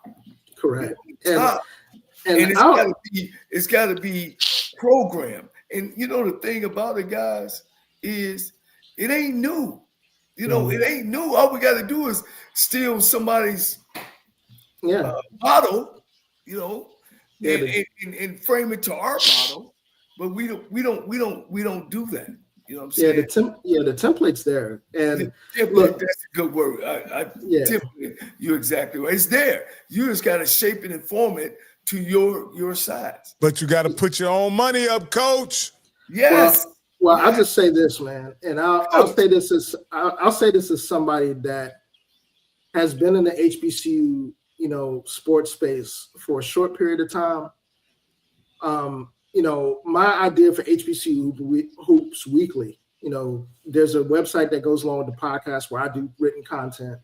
I started writing for Fansided and for HBCU Digital and a couple other platforms for the express reason of talking about HBCU sports because I love it. I grew up, around back in DC Metro. I grew up on basketball. I grew up on Maryland basketball, Georgetown basketball. I'm a Lefty Drizzle, John Thompson kid. That's where I grew up watching those teams. I grew up, Len Bias era. I grew up, watching, I saw that upset of Coppin State at University of Maryland where they beat University of Maryland by about 20. That was the same year that they upset South Carolina in 1993, by the way. I got into doing this, and being able to give a platform to, just so we can have a platform, or at least have a platform, not just the only one, but because there are a number of platforms out there, that we can showcase our basketball product the way it should be showcased, highlight players the way they should be highlighted, talk about our rivalries, talk about, our traditions, our dynasties, like Virginia Union, to me, it's very imperative that all of our conferences, the people that market for our conferences, have to understand that. Herbert, let me say one thing. I keep on hearing somebody talking about that I know what Michael Vick make. Look, Herbert, this is exactly what I'm talking about, and this is what you say, Rocky, about how important do we make our athletics, right? We could come up and pay guys $400,000, redo the facility, redo this. Where is this money coming from? We have money. Do we manage it towards our athletic department? Evidently, we don't. We only do it when we either winning championships or bringing somebody in that we want. I'm not saying black colleges don't need money. I know, but we have money. It's about managing money. I was raised in a large family. I never went to school with dirty pants on, teeth brushed, food in my stomach. But I came from family of, we're making $20,000 with that many. What am I saying? man, it ain't about how much money you make. It's how you spend it and then how you manage it and then putting it in the right place. And I think that at the HBCU schools, when we want to do what we need to do, Mr. Campbell, we go do it. When we go to the classics, the president's putting up in limos and got the man up there slicing the ham up in the sweet boxes and all that. And you go from a losing program to a winning program, Scotty, because I've done that. And we went from having warm-up suits for everybody and hats and shoes and went from riding in raggedy buses as a losing program to chauffeur and flying. So are you with me, Coach Campbell? Hey man, listen. Listen. See, we just gotta get better at the top. See, Herb, are you gonna stick around while we wrap this? Cause we gonna transition to football. Look like we gonna have to transition to football. You welcome to stick around, but we got a couple time, things. Bro.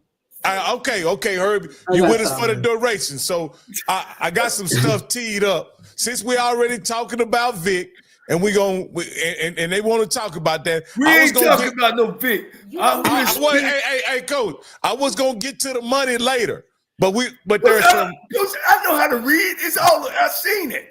No. That ain't what I'm talking about, Coach. Coach, that is not what I'm talking about. I wasn't gonna talk about the money. What I was gonna talk about is these coaches that he brought on his staff. And do you recognize any of the names or anything? Are these guys his HBCU guys? Or these guys coming from somewhere else? And Campbell, same thing with you and Herb. Now that you on here, I want to look at Mike Vick's staff.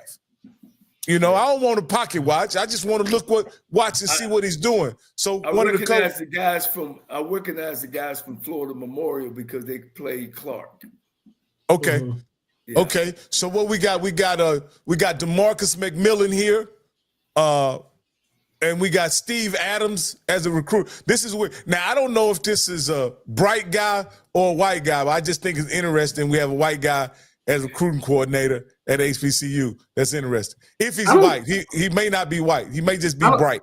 I don't think that's that big of a deal, to be quite honest with you. Let me say that. I don't like talking about no man's money now. Look, they can pay Mike $500,000. They get it when you can get it. All right. So then we also got this guy right here. We got Daryl Bullock. He's the assistant head coach. Now, I was trying to see if this guy had any other head coaching experience, somebody that Mike Vick can really lean on about how to, just how the head coaching thing works. I wasn't able to locate any, but if any of you guys know of any of his head coaching experience or kind of where he cut his teeth, put it in the chat. I'll just say this, man, and I'll just say this knowing a little bit about Vic's background and his ties to that area, to the, specifically to the Tidewater area. And we talked about this a bit on HBCU Nightly when the news broke and how, what direction you might see the staff taking. I think the biggest thing for him, particularly as it relates to building, a staff and a program that the local area outside of Norfolk State University is going to be able to gravitate to, namely the 757 and the Hampton Roads area, is that, you want to see if a lot of those guys have ties to the area. You want to see whether or not those coaches have ties to that area in terms of recruiting, in terms of their past and dealing with, the ecosystem there in terms of high school football or prep football. That to me sticks out because whether you're talking about football or basketball, that's one of the real foundations of how you go about recruiting. If you want, if you're accepting a job, and in this case, Michael Vick is accepting a job, forget the name Michael Vick. Remember that Michael Vick is a native son. He's from the 757. He's from the Newport News Hampton area. We talked about this. He could have ties at Warwick High School, at Booker T. Washington High School in Norfolk, at Oscar Smith in Virginia Beach. Some of which have been really traditional basketball, football powers, where Virginia Tech and a number of other people have come into the area and just got a lot of talent out of. So the first thing when I'm looking at the staff or looking at the people on the staff is what kind of ties do they have? We can look at the the coaching experience and everything and make an assessment off of that. But the first thing that I'm looking at is whether or not, these coaches are going to match his vision for what he wants the program to be. And not just that, how he wants that program to embrace the Norfolk State community and beyond. But Herb, let me ask you this. Can you build a program exclusively on the 757 and the 305 area codes? To be quite honest with you, a FCS program, absolutely. Absolutely. Because that's what it looks like. That's what it looked like he's done. He's gotten guys who have connections to the 757 and guys who have strong connections to the 305, and don't necessarily have any major or mid-major coaching experience. I don't think. Well, first and foremost, sometimes we talk about mid-major or major coaching experience when we talk about these programs. That can or cannot be, we have to wait and see what the product looks like before we make an assessment. But I'll say this. Let me finish what I'm saying. To answer your first question, to see whether or not you can build a program with 757 or 305 talent exclusively, talk to Virginia Tech. They've been doing it for decades. Well, Rocky, let me say something else. Okay, so this is where I think this is a trick question, but Herb hit around here. Every staff in the SWAC has a state background. What's the reason why they got Tremaine Jackson down to Prairie View? He played at Texas Southern. He's from Texas. He knows Texas. Graves and Mickey Joseph are Louisiana guys. T.C. Taylor's a Mississippi guy. Sam Shader's an Alabama guy. Eddie Robinson, even though he's from New Orleans, he played at Alabama State. Cozy is a Florida guy. You see what I'm saying? So this is not unusual, getting guys from that state, understanding how it maneuvers and how that moves. My thing is when I saw this, and again, and Coach Cole can kind of talk to, if he recognized something name. I thought that I liked what he did, but I thought there was going to be the wise sage. You know what I mean? The guy like Dion had that, a guy that had been like a Coach Cole that said, that has been around, ain't looking to be the head coach, but say, let me give you some. Now, that's what I'm kind of shocked. Now, I don't know if they named the offensive coordinator yet. I knew at the time they had, so maybe that might be that guy. But I thought that he would inject maybe one or two guys on that staff. Okay, guys, let's take a pause here, because this staff so far is nothing in comparison to Dion's staff. So let's just take a pause on that. No, wait. Nobody compared. Why are you even saying that? No. I thought that's what you were. I thought that's what you were trying to do. I said with Dennis Thurman. Dion had Dennis Thurman. You know what I'm saying? He also had the coach who was the former head coach at Howard on his staff. All right, let me head coach of Minnesota. Rocky, I wanna make a distinction here. All right, a couple of things. One, as famous as Michael Vick is, I don't think anybody is misconstruing that Michael Vick is going to have a Deion Sanders-like effect at Norfolk. One, the dynamic is different here in the sense that, one, Deion Sanders is a completely different personality unto himself.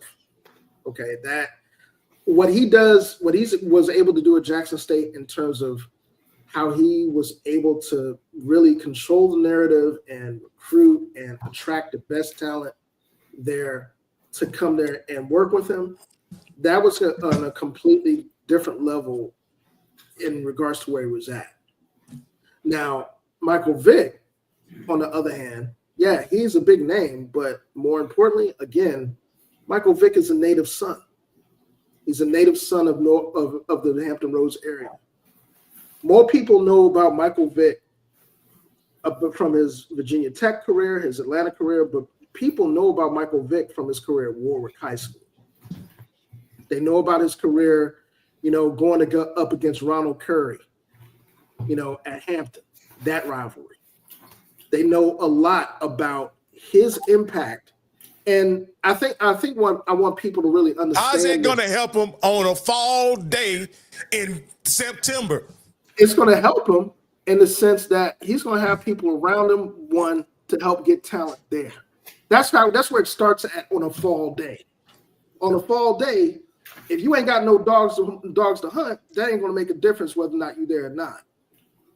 So before we talk about that fall day, you need to talk about that staff and talk about that recruiting cycle that he's about to hit before we get to that fall day. Well, let me say this, because I know every time I say something, they want me to say I'm hating on Vic. I'm not. I looked at the staff. I read where they were from. Unless I'm missing something, I don't think this is a staff that what he needs, the support, of what he needs to become a CEO of a football program. All that stuff is good about how he brightened, how many touchdowns he thrown, and what he's done, And the same thing when I hear about Deshaun Jackson, when he's talking was what I done and what I went here, it ain't about that. When now that you coming in and you got young kids, that's only gonna last for a minute. And when that young kid come in and understand that you can't tell him where he at and how he can get better, not to make the NFL, but just as a human, as a person. I think Dion does a great job of that. He not only can taught his kids how to make it to the next level, those things, he convinced them that he cares about them.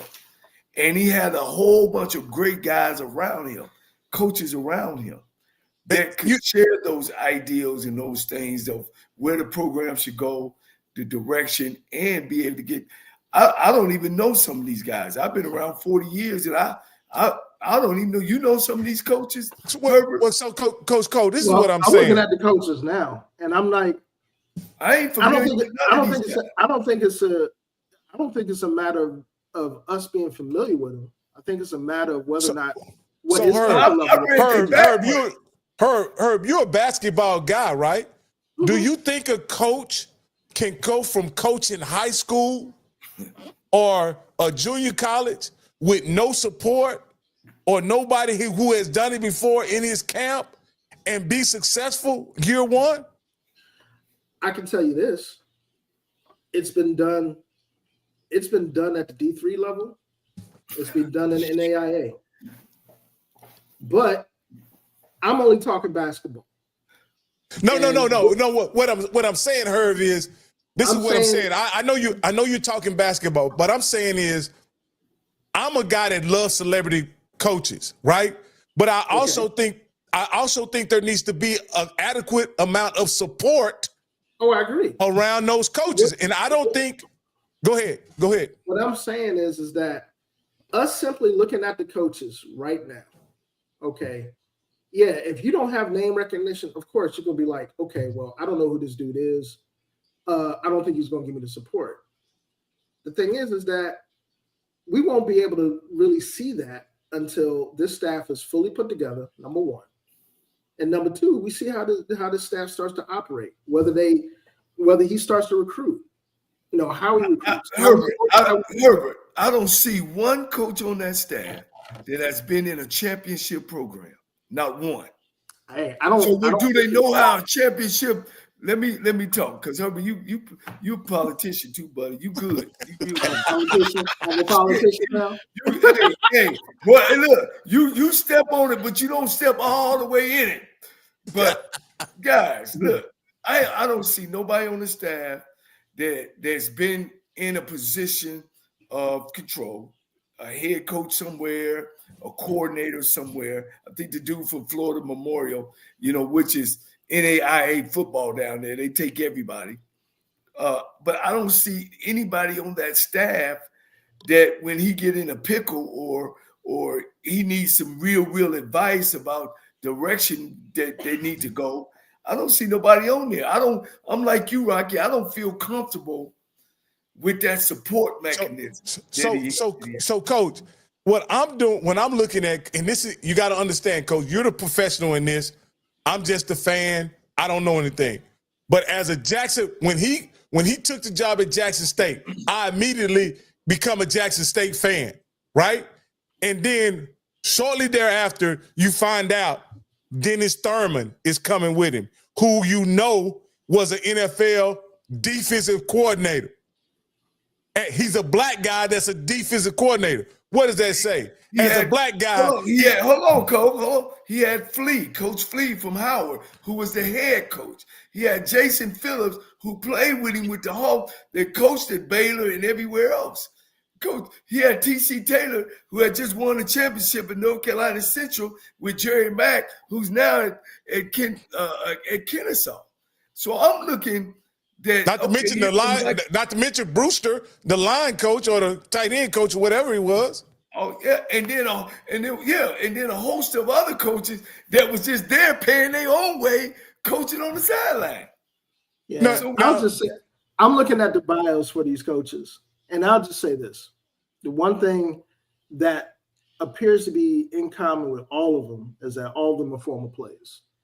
Okay, so the first thing, and look, I'll be the first one to tell you, you guys make some very valid points in regards to looking at it on the surface and saying, okay, yeah, I don't know what he's going to offer this staff.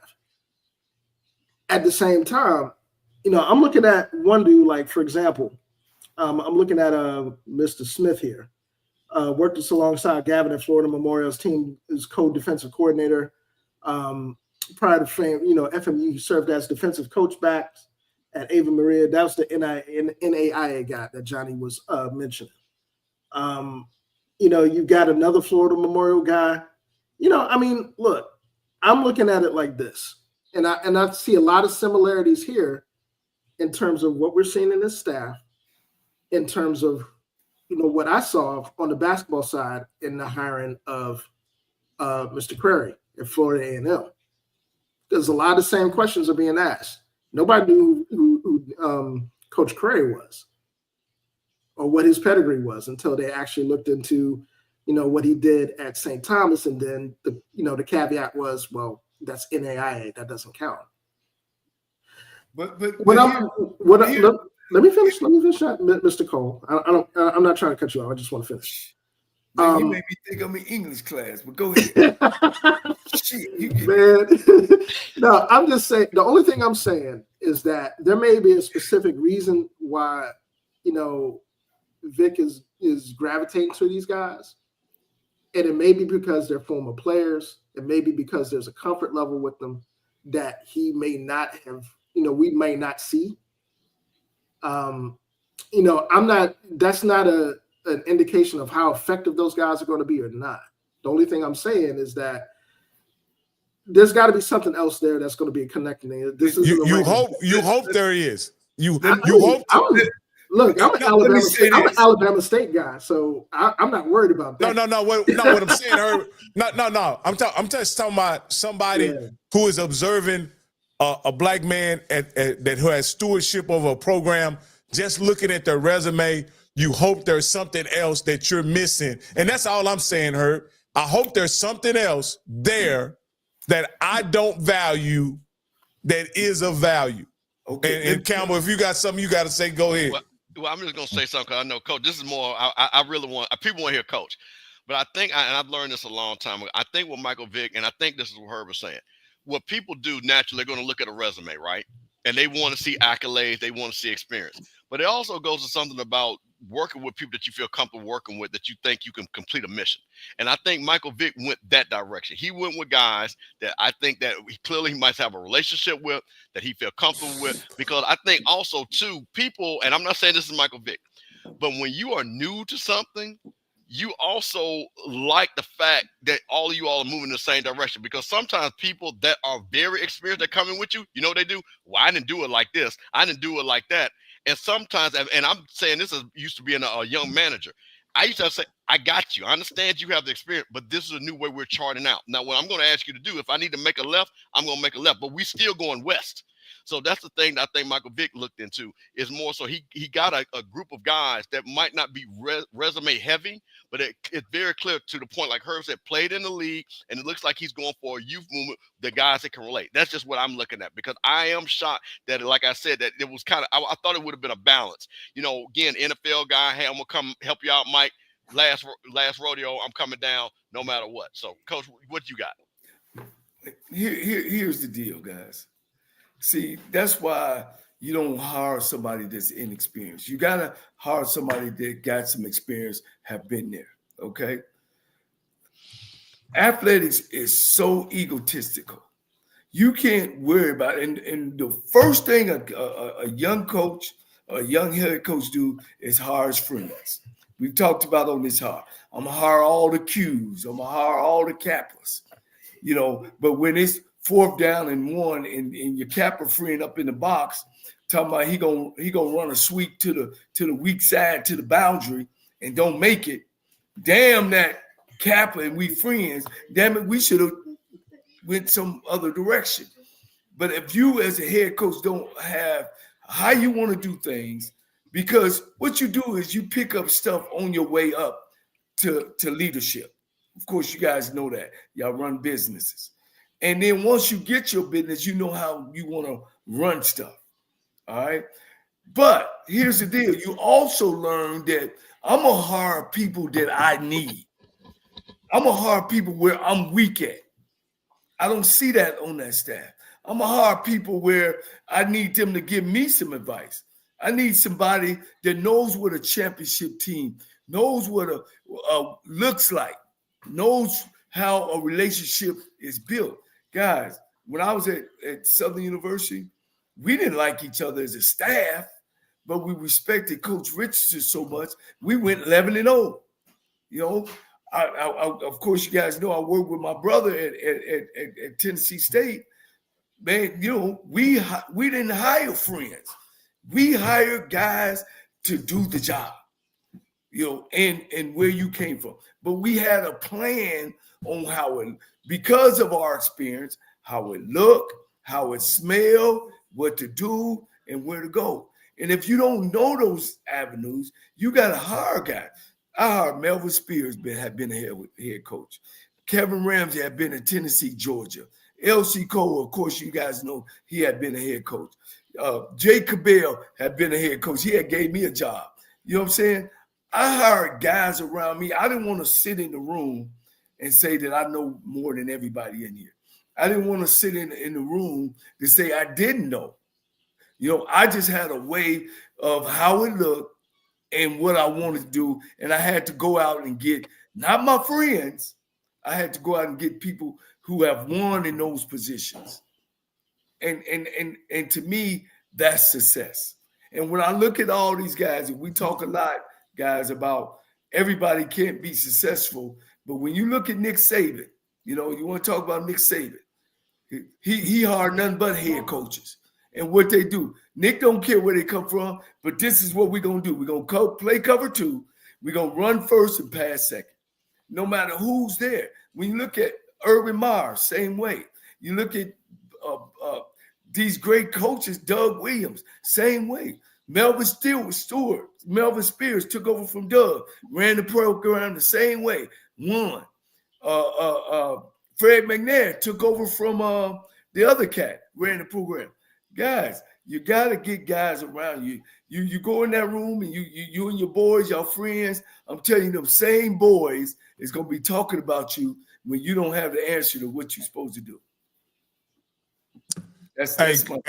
Hey, guys, I wanted to, I kind of wanted to also contrast the coaching staff that Vic appointed versus the coaching staff that your protege, Tremaine Jackson hired, right? And again, I didn't expect it to be the same in any way because, again, Coach Tremaine Jackson is a career coach, someone who was coming from a championship program. He coached in the D2 championship, so he had he's coached over 20 years, obviously, because you hired him as a GA coach and then later on as a coach. So he has a lot of coaching. He has a network in coaching, right? But I just wanted to, just share who he hired. And what I saw, and you correct me if I'm wrong, Coach, it looked like he hired a lot of guys that he had worked with on his championship staff. And I just wanted to get your thoughts and your thoughts of Herb, being that with the success that he had at Valdosta State, do you think, even though that's not an HBCU, do you think the experience that was gained at Valdosta State could help these guys build a championship over here at Prairie View? And whoever wants to whoever wants to address that, go ahead. Absolutely. I think, one, if you've seen the squads at Valdosta State, those Valdosta State squads are smash mouth squads.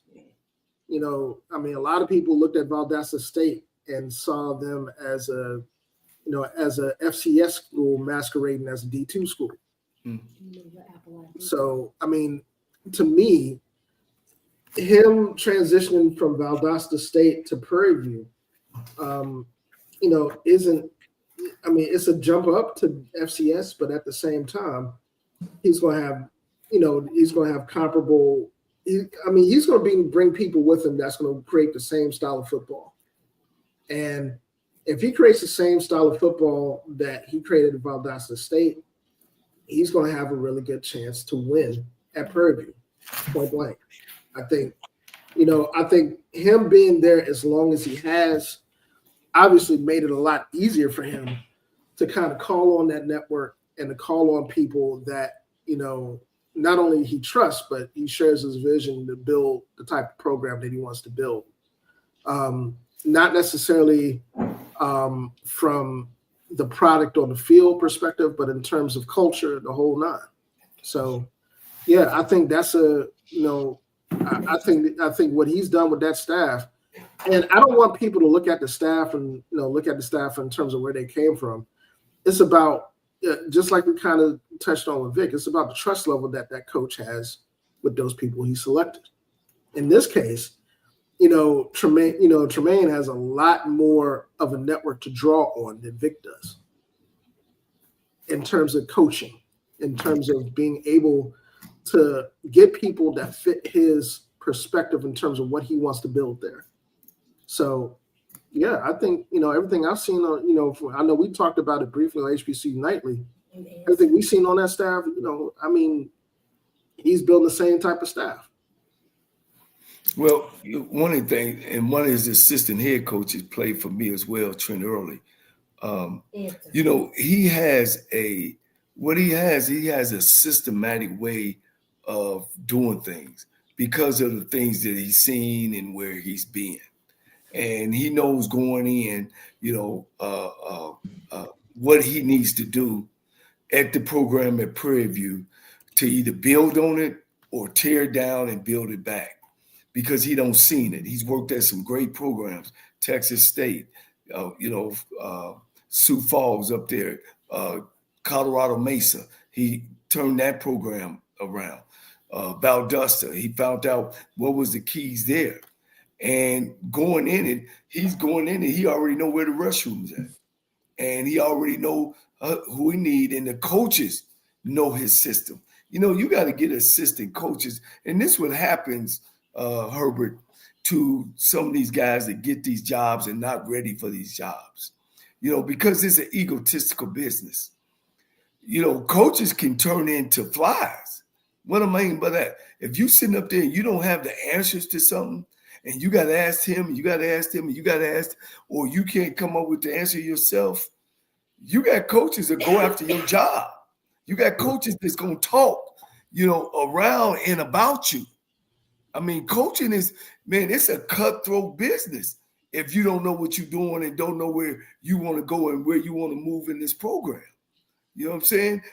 Some assistant coaches cut you up. I can remember working up at a college, Arizona Western, and the head coach got so upset, and he started going down to, talking about the coach. He said, "That's what's wrong with y'all young coaches. If you want to run your own program, then y'all need to go find a job somewhere else." So I've been on coaches, man, that fought each other, tangled with each other. You know what I mean? It's an egotistical business. That's why when you guys talk about a guy taking over a head coach's job with no experience, I'm looking from a whole different lens and experience of know how bad it could get. And I'm not saying I'm wishing this on Vic nor Deshaun Jackson, but I'm saying that I've been in those rooms and in those meeting rooms. I was coached by pros. I've been in a room full of pro coaches as a young coach. I've been there and I've seen those things happen.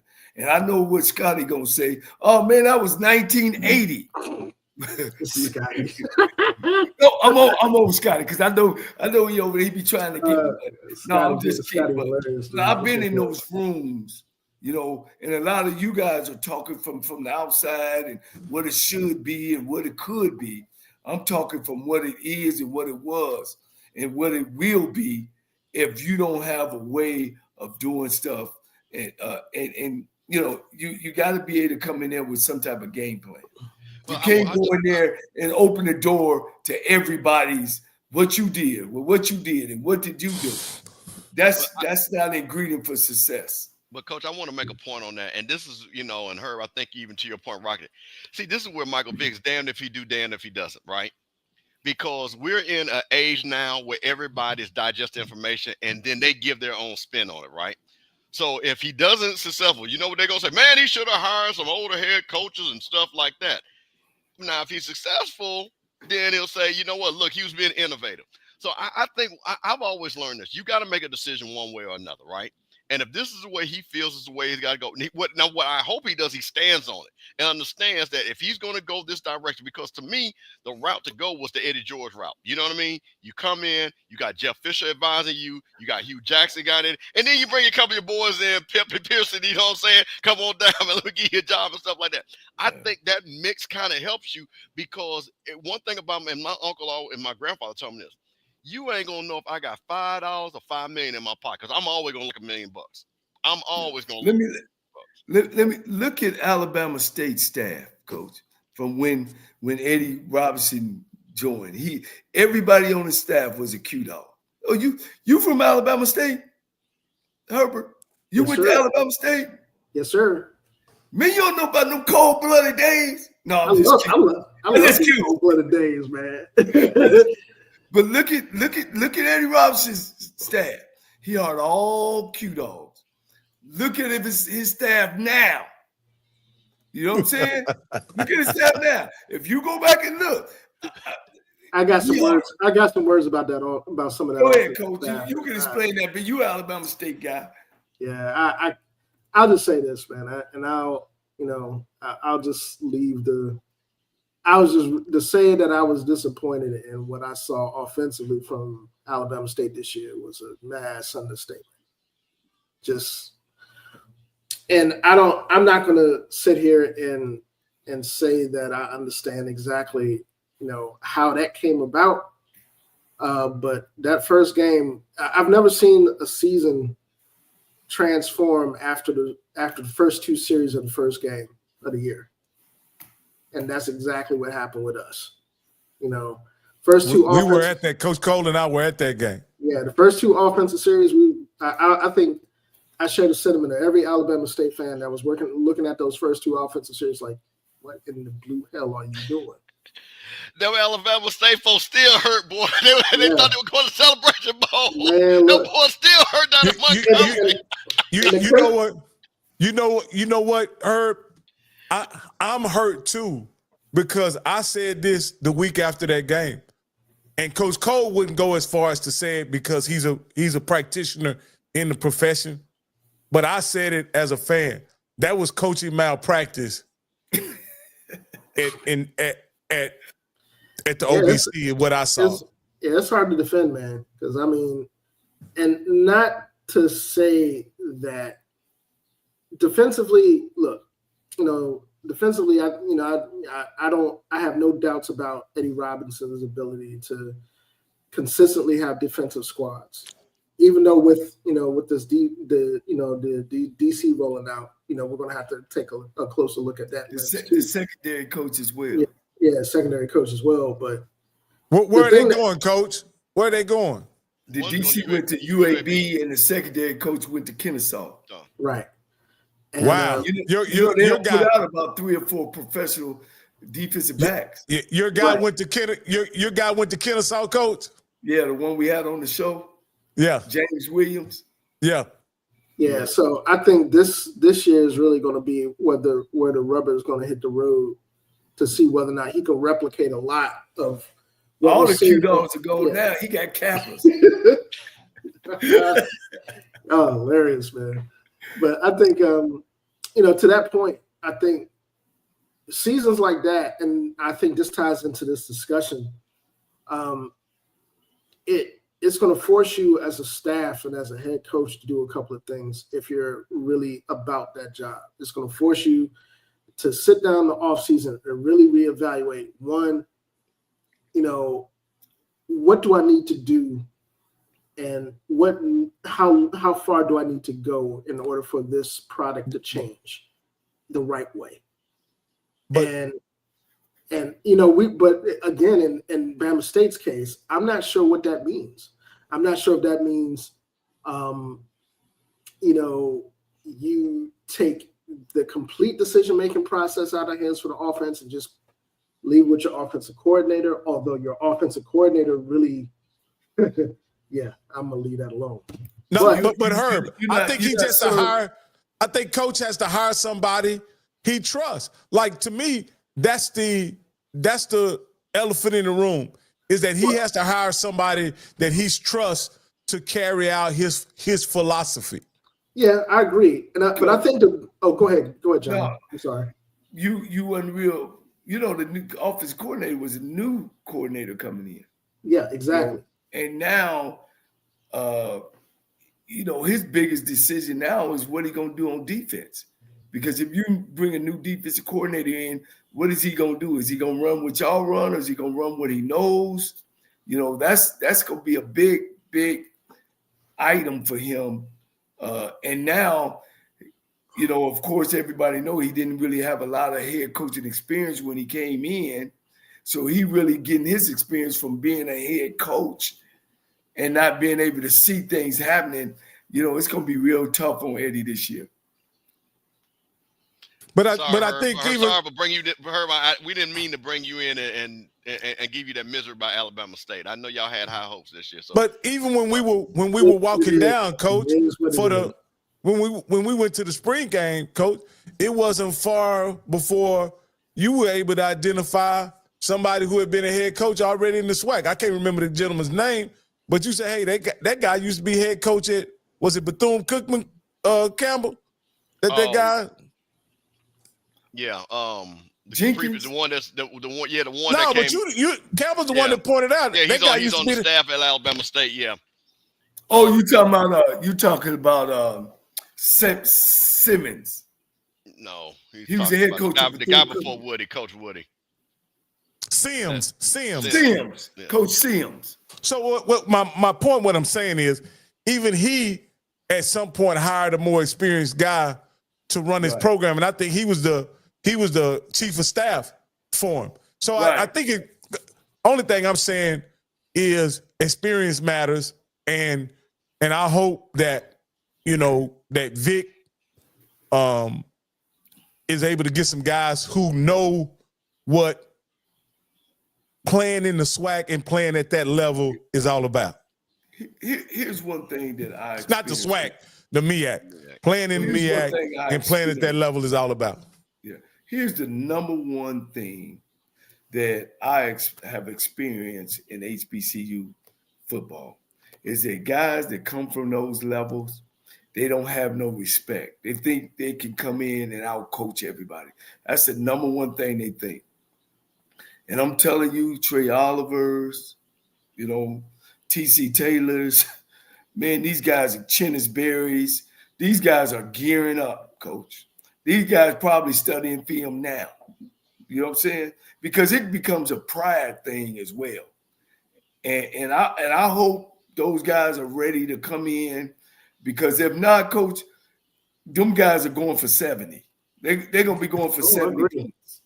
I'm telling you, their A game is going to be on. Once again, I experienced it. I've seen it. I've been a part of it on both sides as a player, being coached by a pro. And I've seen it for 40 years, Scotty. I've seen it. The 80s, the 90s, the 2000s, the 2010s. When those guys come in and everybody get behind those guys, them Trey Olivers, they gear up. They gear up, man, and they get in there and they Coach get Campbell. Hey, Campbell, I'm gonna make you answer this question because this is a swag question, and I need it answered because I believe what Coach is saying. These coaches are gonna come in, they're gonna gear up, and they're gonna be ready to kick Vic and Deshaun Jackson's ass all over the field. Coach, what happened to that plan when Prime got to the SWAC, and why didn't it play out like that for him when he came to the SWAC? Well, that's easy. First of all, he brought a whole lot of talent. Yeah. He brought a quarterback, and you got to understand something. Other than Grambling, which had basically was at the end of that dynasty, there was no dominant team. I mean, Alcorn was a good team, and then but there was no dominant team. And then FAMU came along in there right with them. So that was the thing. I tell you what. Now here's what I will say. And again, if things, again, now I'm doing multiverse. If he had came in to when A&T was rolling and went over there to the MEAC, came over there when Billy Joe was rolling, came over there when Pete Richards was rolling. See, it's a lot of see Jackson State. Rob Broadway, LC Cole, Rick Comedy. Yeah. So when you're talking about teams that had built teams, because like I say, I got to give the people at A&T credit. Those A&T teams, if he had came in there, that was going to be some head knockers. You see what I'm saying? So I think he came in, like I said, I'll tell you this right now. If they would have played, again, the Grambling team when Kincaid was in that junior senior, and I'm talking about Shadur's freshman year, because he wasn't seasoned yet, that Grambling team would have whooped him. That Grambling team would have whooped, because they had that much talent on that team. But again, he came in at the right time. He had a quarterback. He brought in all the talent. But here's the thing, Rocky. And unfortunately, and this is what I got to give TC Taylor credit. When all things were even, he got to the Celebration Bowl. What happened? Yeah, and I think that's what happened. I can't argue with what happened. Yeah. So even with that, it showed. And let's be honest, the two things about it, and like I said, this and people from Jackson State are upset. This is why you got to give TC Taylor credit because the coaching. Hey man, the guys from MEAC all got together. Okay. With Buddy Pugh the first time, and they made a joke about it. They laughed about it. They got together. We're beating, to your point, Coach, of saying we want to beat this guy. Those guys got together, got on the camera, and said, "Oh yeah, we was with Buddy all week." Hey, Herbert, you remember Stump Mitchell Bishop? Yeah. At Southern. Yeah. At Southern. I remember. When I was head coach, we all talked. Everybody tried to put 60 on him. He was the head coach at Southern. He was the running back coach from the NFL, came into the league, and every time when they he's a legendary running back coach. Let's just go and say that. Exactly. Stump Mitchell. Coach, we stomped him. We stomped him. And I'm telling you, all those pro coaches that come in, and now the thing with Vic and Deshaun, they coming over there messing with Trey Oliver and Chittis Perry and Wilson, coach. And then they got to play some white PWI schools. And Rock, can I share my screen? Am I able to share screen? Yeah. Let me see if I can pull this up, because this is what's funny about this. And we were supposed to have Coach Sewell on, but let me see. I know, man. I got to call Coach, man. My phone just don't went out. I ain't been in contact. Okay. But can you guys see that? No, you're gonna have to put it on the screen. Well, all right, there you go. I got you. Now this is Coach. He said, "I'm looking forward to the competition. It's a moot point if we don't have good showings against these teams. I just hope they don't assume we are sweet because we didn't play or have long careers in the league." And the topic, HBCU coordinator eager to face Michael Vick and Deshaun Jackson. And I don't know how many of you all know Coach Sewell. He is very active on social media. Let me tell you about Coach Sewell. When I met Coach Sewell, I'm a kind of coach, guys, if you really didn't know. I like cocky guys. You know what I mean? I want to go to war with them. I want to get in the damn pit with them and know they got my back. That's who Coach Sewell is. Well, when I first took the job over at Texas Southern, we were speaking at the Labor Day Classic thing, and I was talking about, and Frazier, and they bringing all these Washington, D.C. guys, and I'm getting all these Texas guys. So we get to the game. Man, do you know, man, they had to keep them cats from jumping on me. I'm like, man, what are you? They, because they from the East Coast, and they took it personal. And Coach Sewell, he was a young coach, man. I mean, yeah. We'll see. And coach, they beat my ass. Let's say that. They beat my butt. You know what I'm saying? They didn't know what kind of guy I was. So finally, we went to a coach convention, and we got a chance to really meet, me knowing them and they really knowing who I am, man. And man, this guy, Coach Sewell, is a high intense guy. Hell, coach, he a high intense guy. So man. you think about this is what he posted in public. You see what I'm saying? He did not hide that. Yeah. So like to Coach's point, they are already, and this is listen, not being fun. This is Morgan State. So what do you think South Carolina State and Central are thinking? You know what I'm saying? Yeah. So they're like, wait a minute, because see, and let's be honest, and Herb, this is you guys' side of the fence. On this side, people have already pushed Morgan and Howard all the way down. You know what I mean?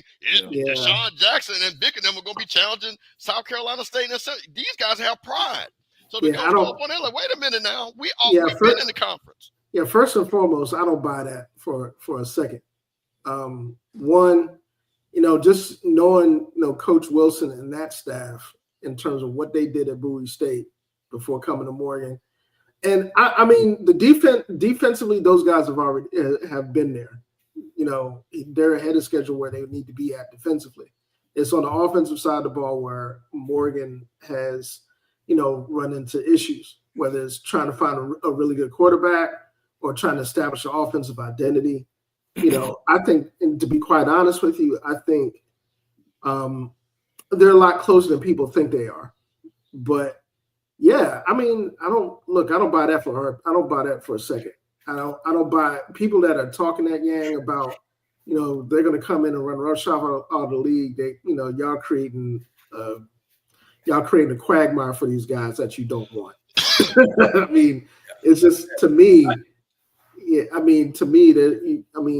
and that's the thing about the MEAC in particular and the SWAC is that, for all the heat that these coaches take, for what we see on game day, these coaches get in the film room and plan and game plan and do the same type of work that everybody else does.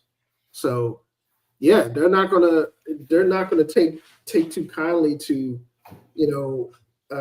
media, social media pundits that are going to be like, well, yeah, we're going to come in and just wreck shop. That's not going to work. Yeah, let me ask Coach Cole this. Coach, hold on. I do want to take just 1 second to apologize to Coach Sewell because my phone was out and I got to go buy a new one. I don't have any information, and he was supposed to be on tonight, and so we got to make a special day for him to come out because it's real important to me that people meet this guy. I mean, like I said, I think he's a heck of a coach.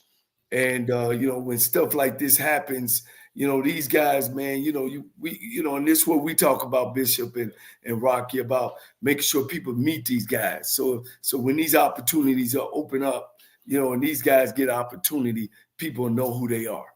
So I want to just take that second. Hey, Coach Cole, let me ask you this here, and then before we wrap this show up, Coach. Yes. We look at Mike Vick's staff, and you mentioned this, Coach, and I can't say it as eloquently as you said, but you say with 40,000 people breathing down your neck, 4th and 1, having to make that call. How important is experience in that situation versus being inexperienced? Well, because you got to make the right call. I can remember a time that I was at Southern University, and you got to have good staff. I was at Southern University. We playing South Carolina State. We down on the 11-yard line. All right, and it's 4th and 1. All right, and we're down 6-0. And instead of going to run the play because we were in our hurry offense, we went to go out there. I told the offensive coordinator up top, I said, hey, let's call timeout. So we called timeout and we talked. I said, hey guys, these guys are tired. Man, they're aggressive defense. Let's go out there and just go freeze. Let's just go freeze. If they jump off sides, we got the first down. Now we can go on in and call a play and get on in the end zone to win the game. Or do we run the play? Well, they went with it. Mark Orlando and Coach Richardson, our coach up underneath. We ran up. I said, we're going to run up and we're gonna call freeze. We went up, called freeze. They jumped off sides. Now, instead of 4th and 1, we 1st and 10. We go on to win. We go and win the championship 7-6. You know what I mean? But you got to have been there and have done that. You know what I'm saying? And sure about what's going on as far as when the game is going on. And you got to be able to have guys in position who have been in those situations. And if you ain't never been in those situations, then those thoughts and things don't come to you. We talked with Chris Dishman, when Texas Southern had the ball at the 10-yard line, instead of running out of the end zone, and they're up 7 points, he decided to try to punt it and never thought to run out of the back of the end zone. You know what I'm saying? And give them the 2 points. And then now they got 30 yards. We go on and kick the ball to them. Then now they got 30 yards to score. Coach, you still ain't got over that, Coach. No. I know that hurt. I know that hurt him. I know he's still thinking about that. People still talking about that. So those things, how important it is. And just about warm up, just about recognizing when you're losing your team doing practice, in the summer, hey, coach, they kind of drag it. You know what I'm saying? Hey, let's change directions. Let's give them a day off. It's just so many things and so many decisions that you got to make, and having good people around you who have seen it, done it, been there, then to make those right decisions.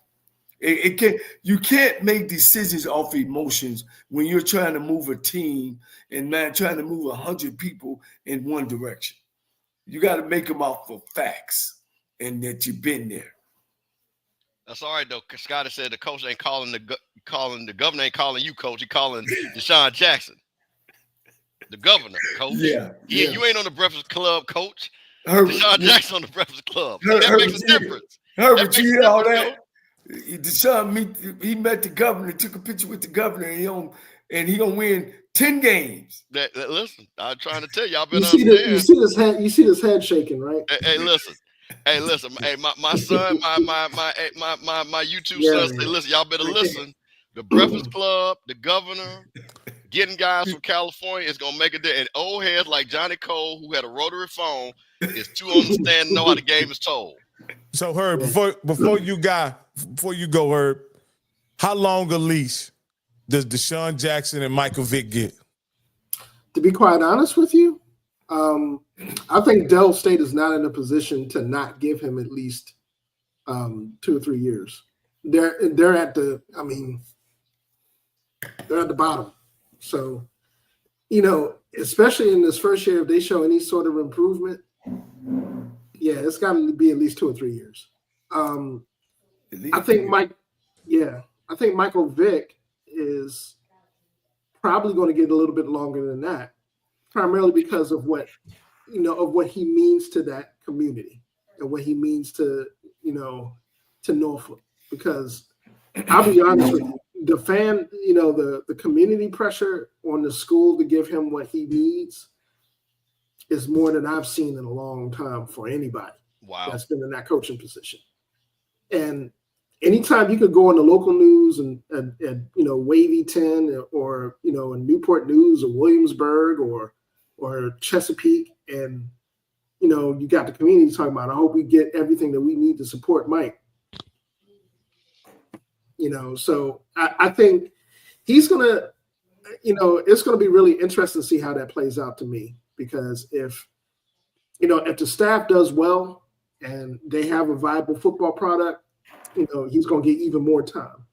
If the staff doesn't do well and it's a dumpster fire, he's going to get a mulligan and he's going to get new people in. He's just going to have the time to do it. So the one thing that I do think is going to be a big thing with both of them is that their name notoriety is going to briefly jumpstart recruiting for both. for different reasons. Deshaun, his West Coast connections, his visibility in Philly area, his visibility in the DC area, that's going to jumpstart recruiting in those areas for him, that people that may want to go to Dover. Because I'm going to be honest with you, getting people out to Dover ain't the easiest place. That's not the easiest place in the world to recruit. Norfolk is in a unique situation because as Norfolk has a lot of built-in things going for it. You got a 30,000 seat stadium there. You got a school that apparently appears to be all in for you, and you got a community that appears to be all in, for a coach. On top of that, you got a name in that area where you could sneeze in a high school, anywhere across the bridge in the peninsula and recruit a kid if you want it. Yeah. So I think those are going to be the things that stand out to me. I heard, man. I appreciate you staying on with us, man. It was a blast, man. Hey, man. You got to come back and we gonna revisit those regular season predictions and let you redo it for the tournament. Hey, and get brushed up on the ladies' side of the house so we can take a deep dive into what they're doing as well, brother. The women, yeah, because we're gonna interview a couple girls. I've interviewed Reed before and interviewed a girl at Alabama A&M and those swag people. So yeah. Let me preface this before I roll out, man.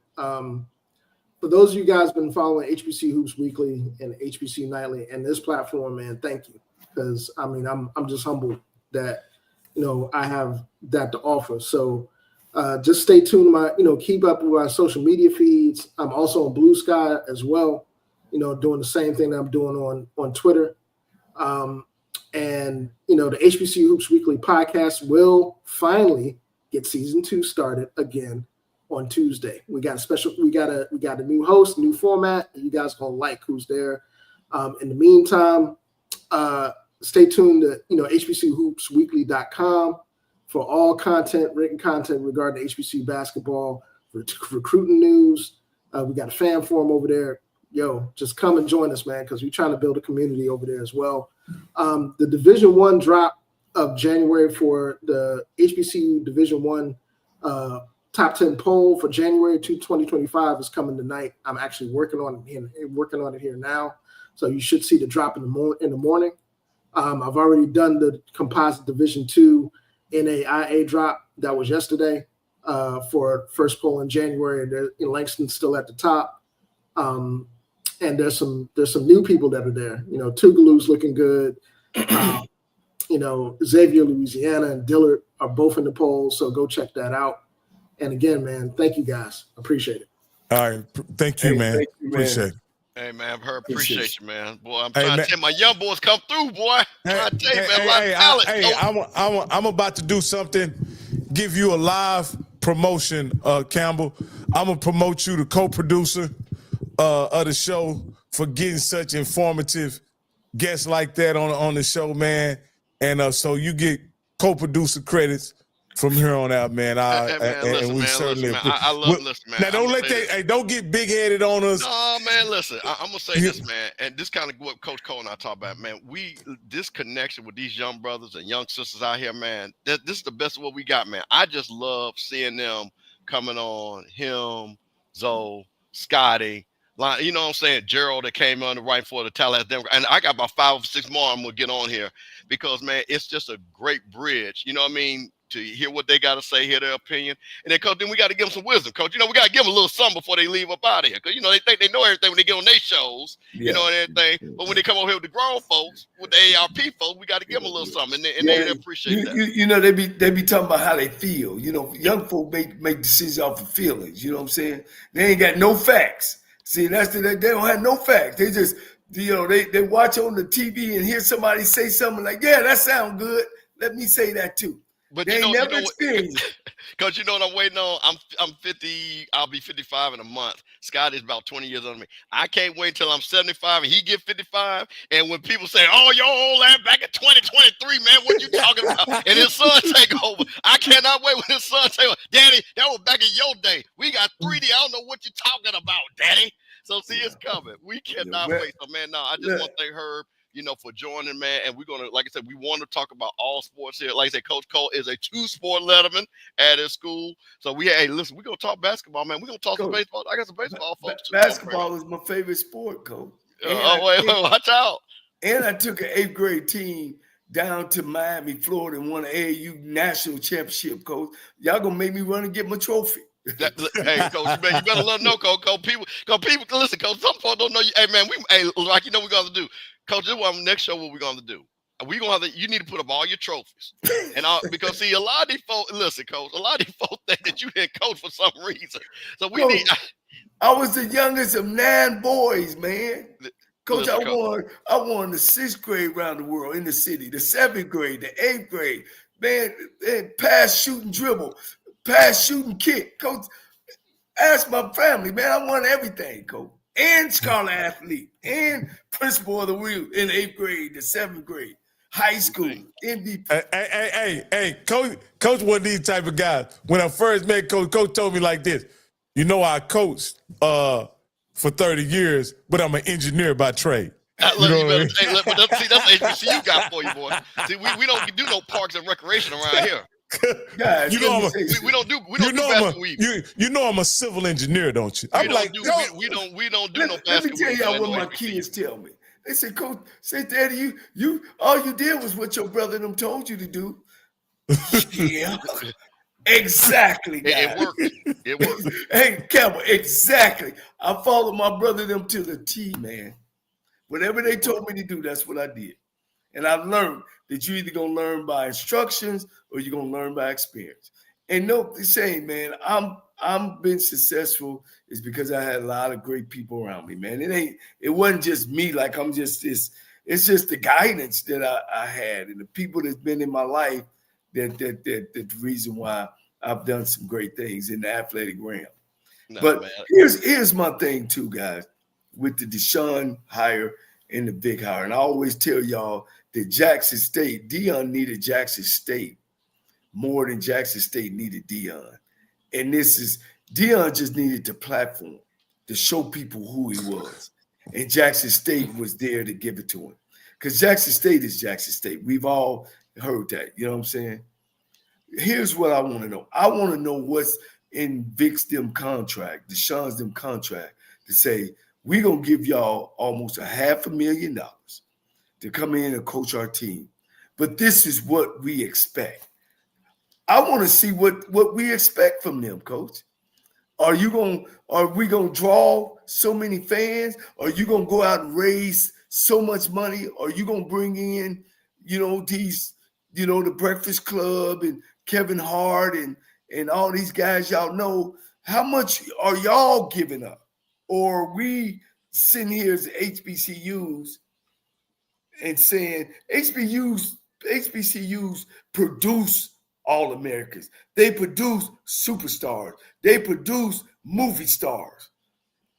When it has come now that we at HBCU need somebody to make us shine, the colleges. I ain't talking about me personally. I'm talking about the schools.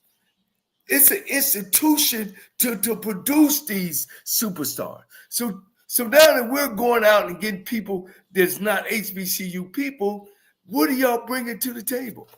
Or is that the NIL that we're giving? Because this is the thing, and I talked to Scotty this. Well, see, this is the people like Scotty. And what's going to happen? They're going to be held accountable for that, because if you do not see what all the fanfare and it does not pay off, because let me tell you something about people like Scotty. They'll flip on your ass in a dime. So like I say, they'll be with you today, but if you mess up, they'll be gone tomorrow. And that's not being negative. So that's what I'm saying. We come up with almost $500,000 to pay these guys. We doing the office. So now I want to see, is Nike coming in? Now that's one thing I can say about Deion. He had Under Armour come in. He called a couple of his people. They helped get the football field built. You know what I mean? They put him on what's that, Saturday afternoon game day? Well, Coach, that's the whole thing. That's the thing, that when people that advocate for that, and I think we're all going to hold them accountable, because what's going to happen is, if they don't look into the, as they say, in the black, increase ticket sales, merchandising, connections, and things like that. And because what you say, because the most important thing is you got to win. So that's got to happen in all phases. Being an astute businessman and a HBCU historian, Mr. Campbell, in that region, when you talk about football, is the margin even there for them to capitalize on? I think, listen, I'm going to say this again, and I spoke about this. Norfolk, I got, like I said, a lot of family, friends up there in Norfolk. They got a shot to be big. Football-wise, there's the talent. They got the stadium. They've got and here's another thing, too. They got success on the basketball side. So they know what it looks like. See, that does help. That does help. So on the basketball side, they can say, hey, listen, we get this football. Now we've got an overall athletic program. So the thing about it is with Norfolk, again, their season tickets on $100, Rocky. Okay? Yeah. $125. I think Jackson State's sold 5,000 to 6,000. You gonna tell me Mike Vick can't get 4,000? At $100? All these people talking about Vick is my guy. $100, man. Well, one of the things that I've come to understand about Jackson is that Jackson was matter of fact, put it like this. There couldn't have been a better marriage in the SWAC when you talk about Deion and Jackson and what Deion meant to football in general and what Jackson State meant to that region and the SWAC. You couldn't have had a better fit. And like you bring up, it was a cultural thing that just fit. From Florida, him being from Fort Myers, Tallahassee, and how that just molded so well with the people of Jackson. It was something they almost were familiar with and had some kinship with immediately. 100%. So I think, again, and this is where it goes back to the challenge of Norfolk State. And again, here's the thing. I always tell people it takes time to get a lot of merchandise stuff. Because if you don't believe it, I'll give you a perfect example. Did Disney have all the Black Panther stuff ready when that came out? No. And this is doggone Walt Disney. So you got to understand, it takes a lot of lead time to get certain things prepared. But what I will say, and what they should capitalize on, are the simple things. The ticket sales, the sponsorships, the engagement with the fan community. Those are things that you don't need no 6-7 month runway. Those are things that are immediate. So for Norfolk, again, I'm looking for them to really sit back and say, hey, we should have a goal. To me, they should have a goal of 2,500 season tickets, just minimum. Because if they get 2,500 season tickets, that's half a big salary right there. Yeah. Now, this is I'll let you respond to this. Because I agree. Because to be honest, I agree. Yeah, FAMU. Yeah. Now, I mean, that would be a whole nother level too. But the reason why it would have been Jackson State first, FAMU second. So now I agree with E8. But the reason why Jackson, because of the stadium, and you could put 40, 50,000 people in there, and they were already putting 30,000 there without blinking. So that was the thing about it. What gave it that magnitude with Prime. So no. But to Norfolk's thing is that if I'm them, I am getting with Michael Vick. What do we need to do to sell tickets? Because that is money in hand. That's how you build infrastructure. Because if you got cash on hand, guess what? If I got $500,000 in the bank, I can go get a loan for $2 million. Well, absolutely. One of the things that you, being a native of Jackson, explained to me is that Jackson, being a black city, made a definite. It was a fit. Tallahassee has a different demographic, and so it could have went. It may not have been as big, but again, with Deion being a Florida State guy, maybe it could have been a multicultural. Well, no, I don't. I see. People keep saying, "Listen, man." I'm gonna say this again. I'm gonna say it. White folks do white folk stuff. Okay, you need to stop acting like that, bro. They don't care. There are people that don't know who Beyonce is. Okay. All right, so listen, we can't stop worrying about.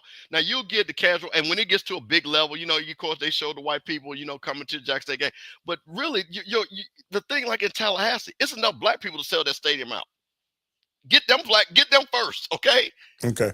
Get them first. Sell that out. Same thing in Jackson. Jackson's got plenty of black folks before they worry about any white people. Same thing in Baton Rouge. Baton Rouge don't need no people from LSU to come to their games. I'll give you another thing too. Texas Southern and Prairie View. They don't need white people coming in. They just need the black people that attend those schools to come to the game. Absolutely. Absolutely. Okay. They don't. I know Prairie View, for instance, they don't even. I mean, of course, they want the Texas A&M support, but I'm just talking about the people that graduated from Prairie View and being successful. If they got behind the Prairie View, I'm not saying the way that they should, because everybody does what they want to, but if they were more involved as far as supporting, they could have something Crazy gargantuan over there. You know what I mean? Because you see the makings of it when you go there for homecoming. It's a sensational homecoming. It's on a different level than Southern, but it's sensational, Mr. Campbell. I'll just say that it's sensational, and it's surprising that it's all that for homecoming and then hardly nothing anytime else. That's the frustrating piece. Yeah. So, and like I said, that's the reason why I for me as a SWAC fan, I want Prairie View to be good. Because if you go down to Texas and that thing is on fire, you come to Florida, that's on fire. You go to Alabama, that's on fire. You go to Louisiana, that's on fire. See, now you got, again, it's about TV. It's big games because you want to see people in the stands, man, and you want to have big games. So that's just my thing. So no, yeah, I totally agree with you. I mean, of course, I mean it's Deion Sanders, but I'm just saying, just the infrastructure. Jackson State just has a bigger infrastructure than we got. I mean, they got a bigger stadium. I mean, and it's more black people in Jackson than it is in Tallahassee, and in Jackson they're not second-class citizens like we are in Tallahassee. Unfortunately, that's just a fact. Hey, Coach Cole, he done had a rough day, man. We about to get out of here, Mr. Campbell. I'm gonna do my best to fill in for Coach Cole in this moment. Hey, man, I want to thank everybody for coming on, man. We've had a great time tonight. There are some things going to be happening by the time we come on next week that probably we thought should not happen or would not happen. But it's going to happen anyway.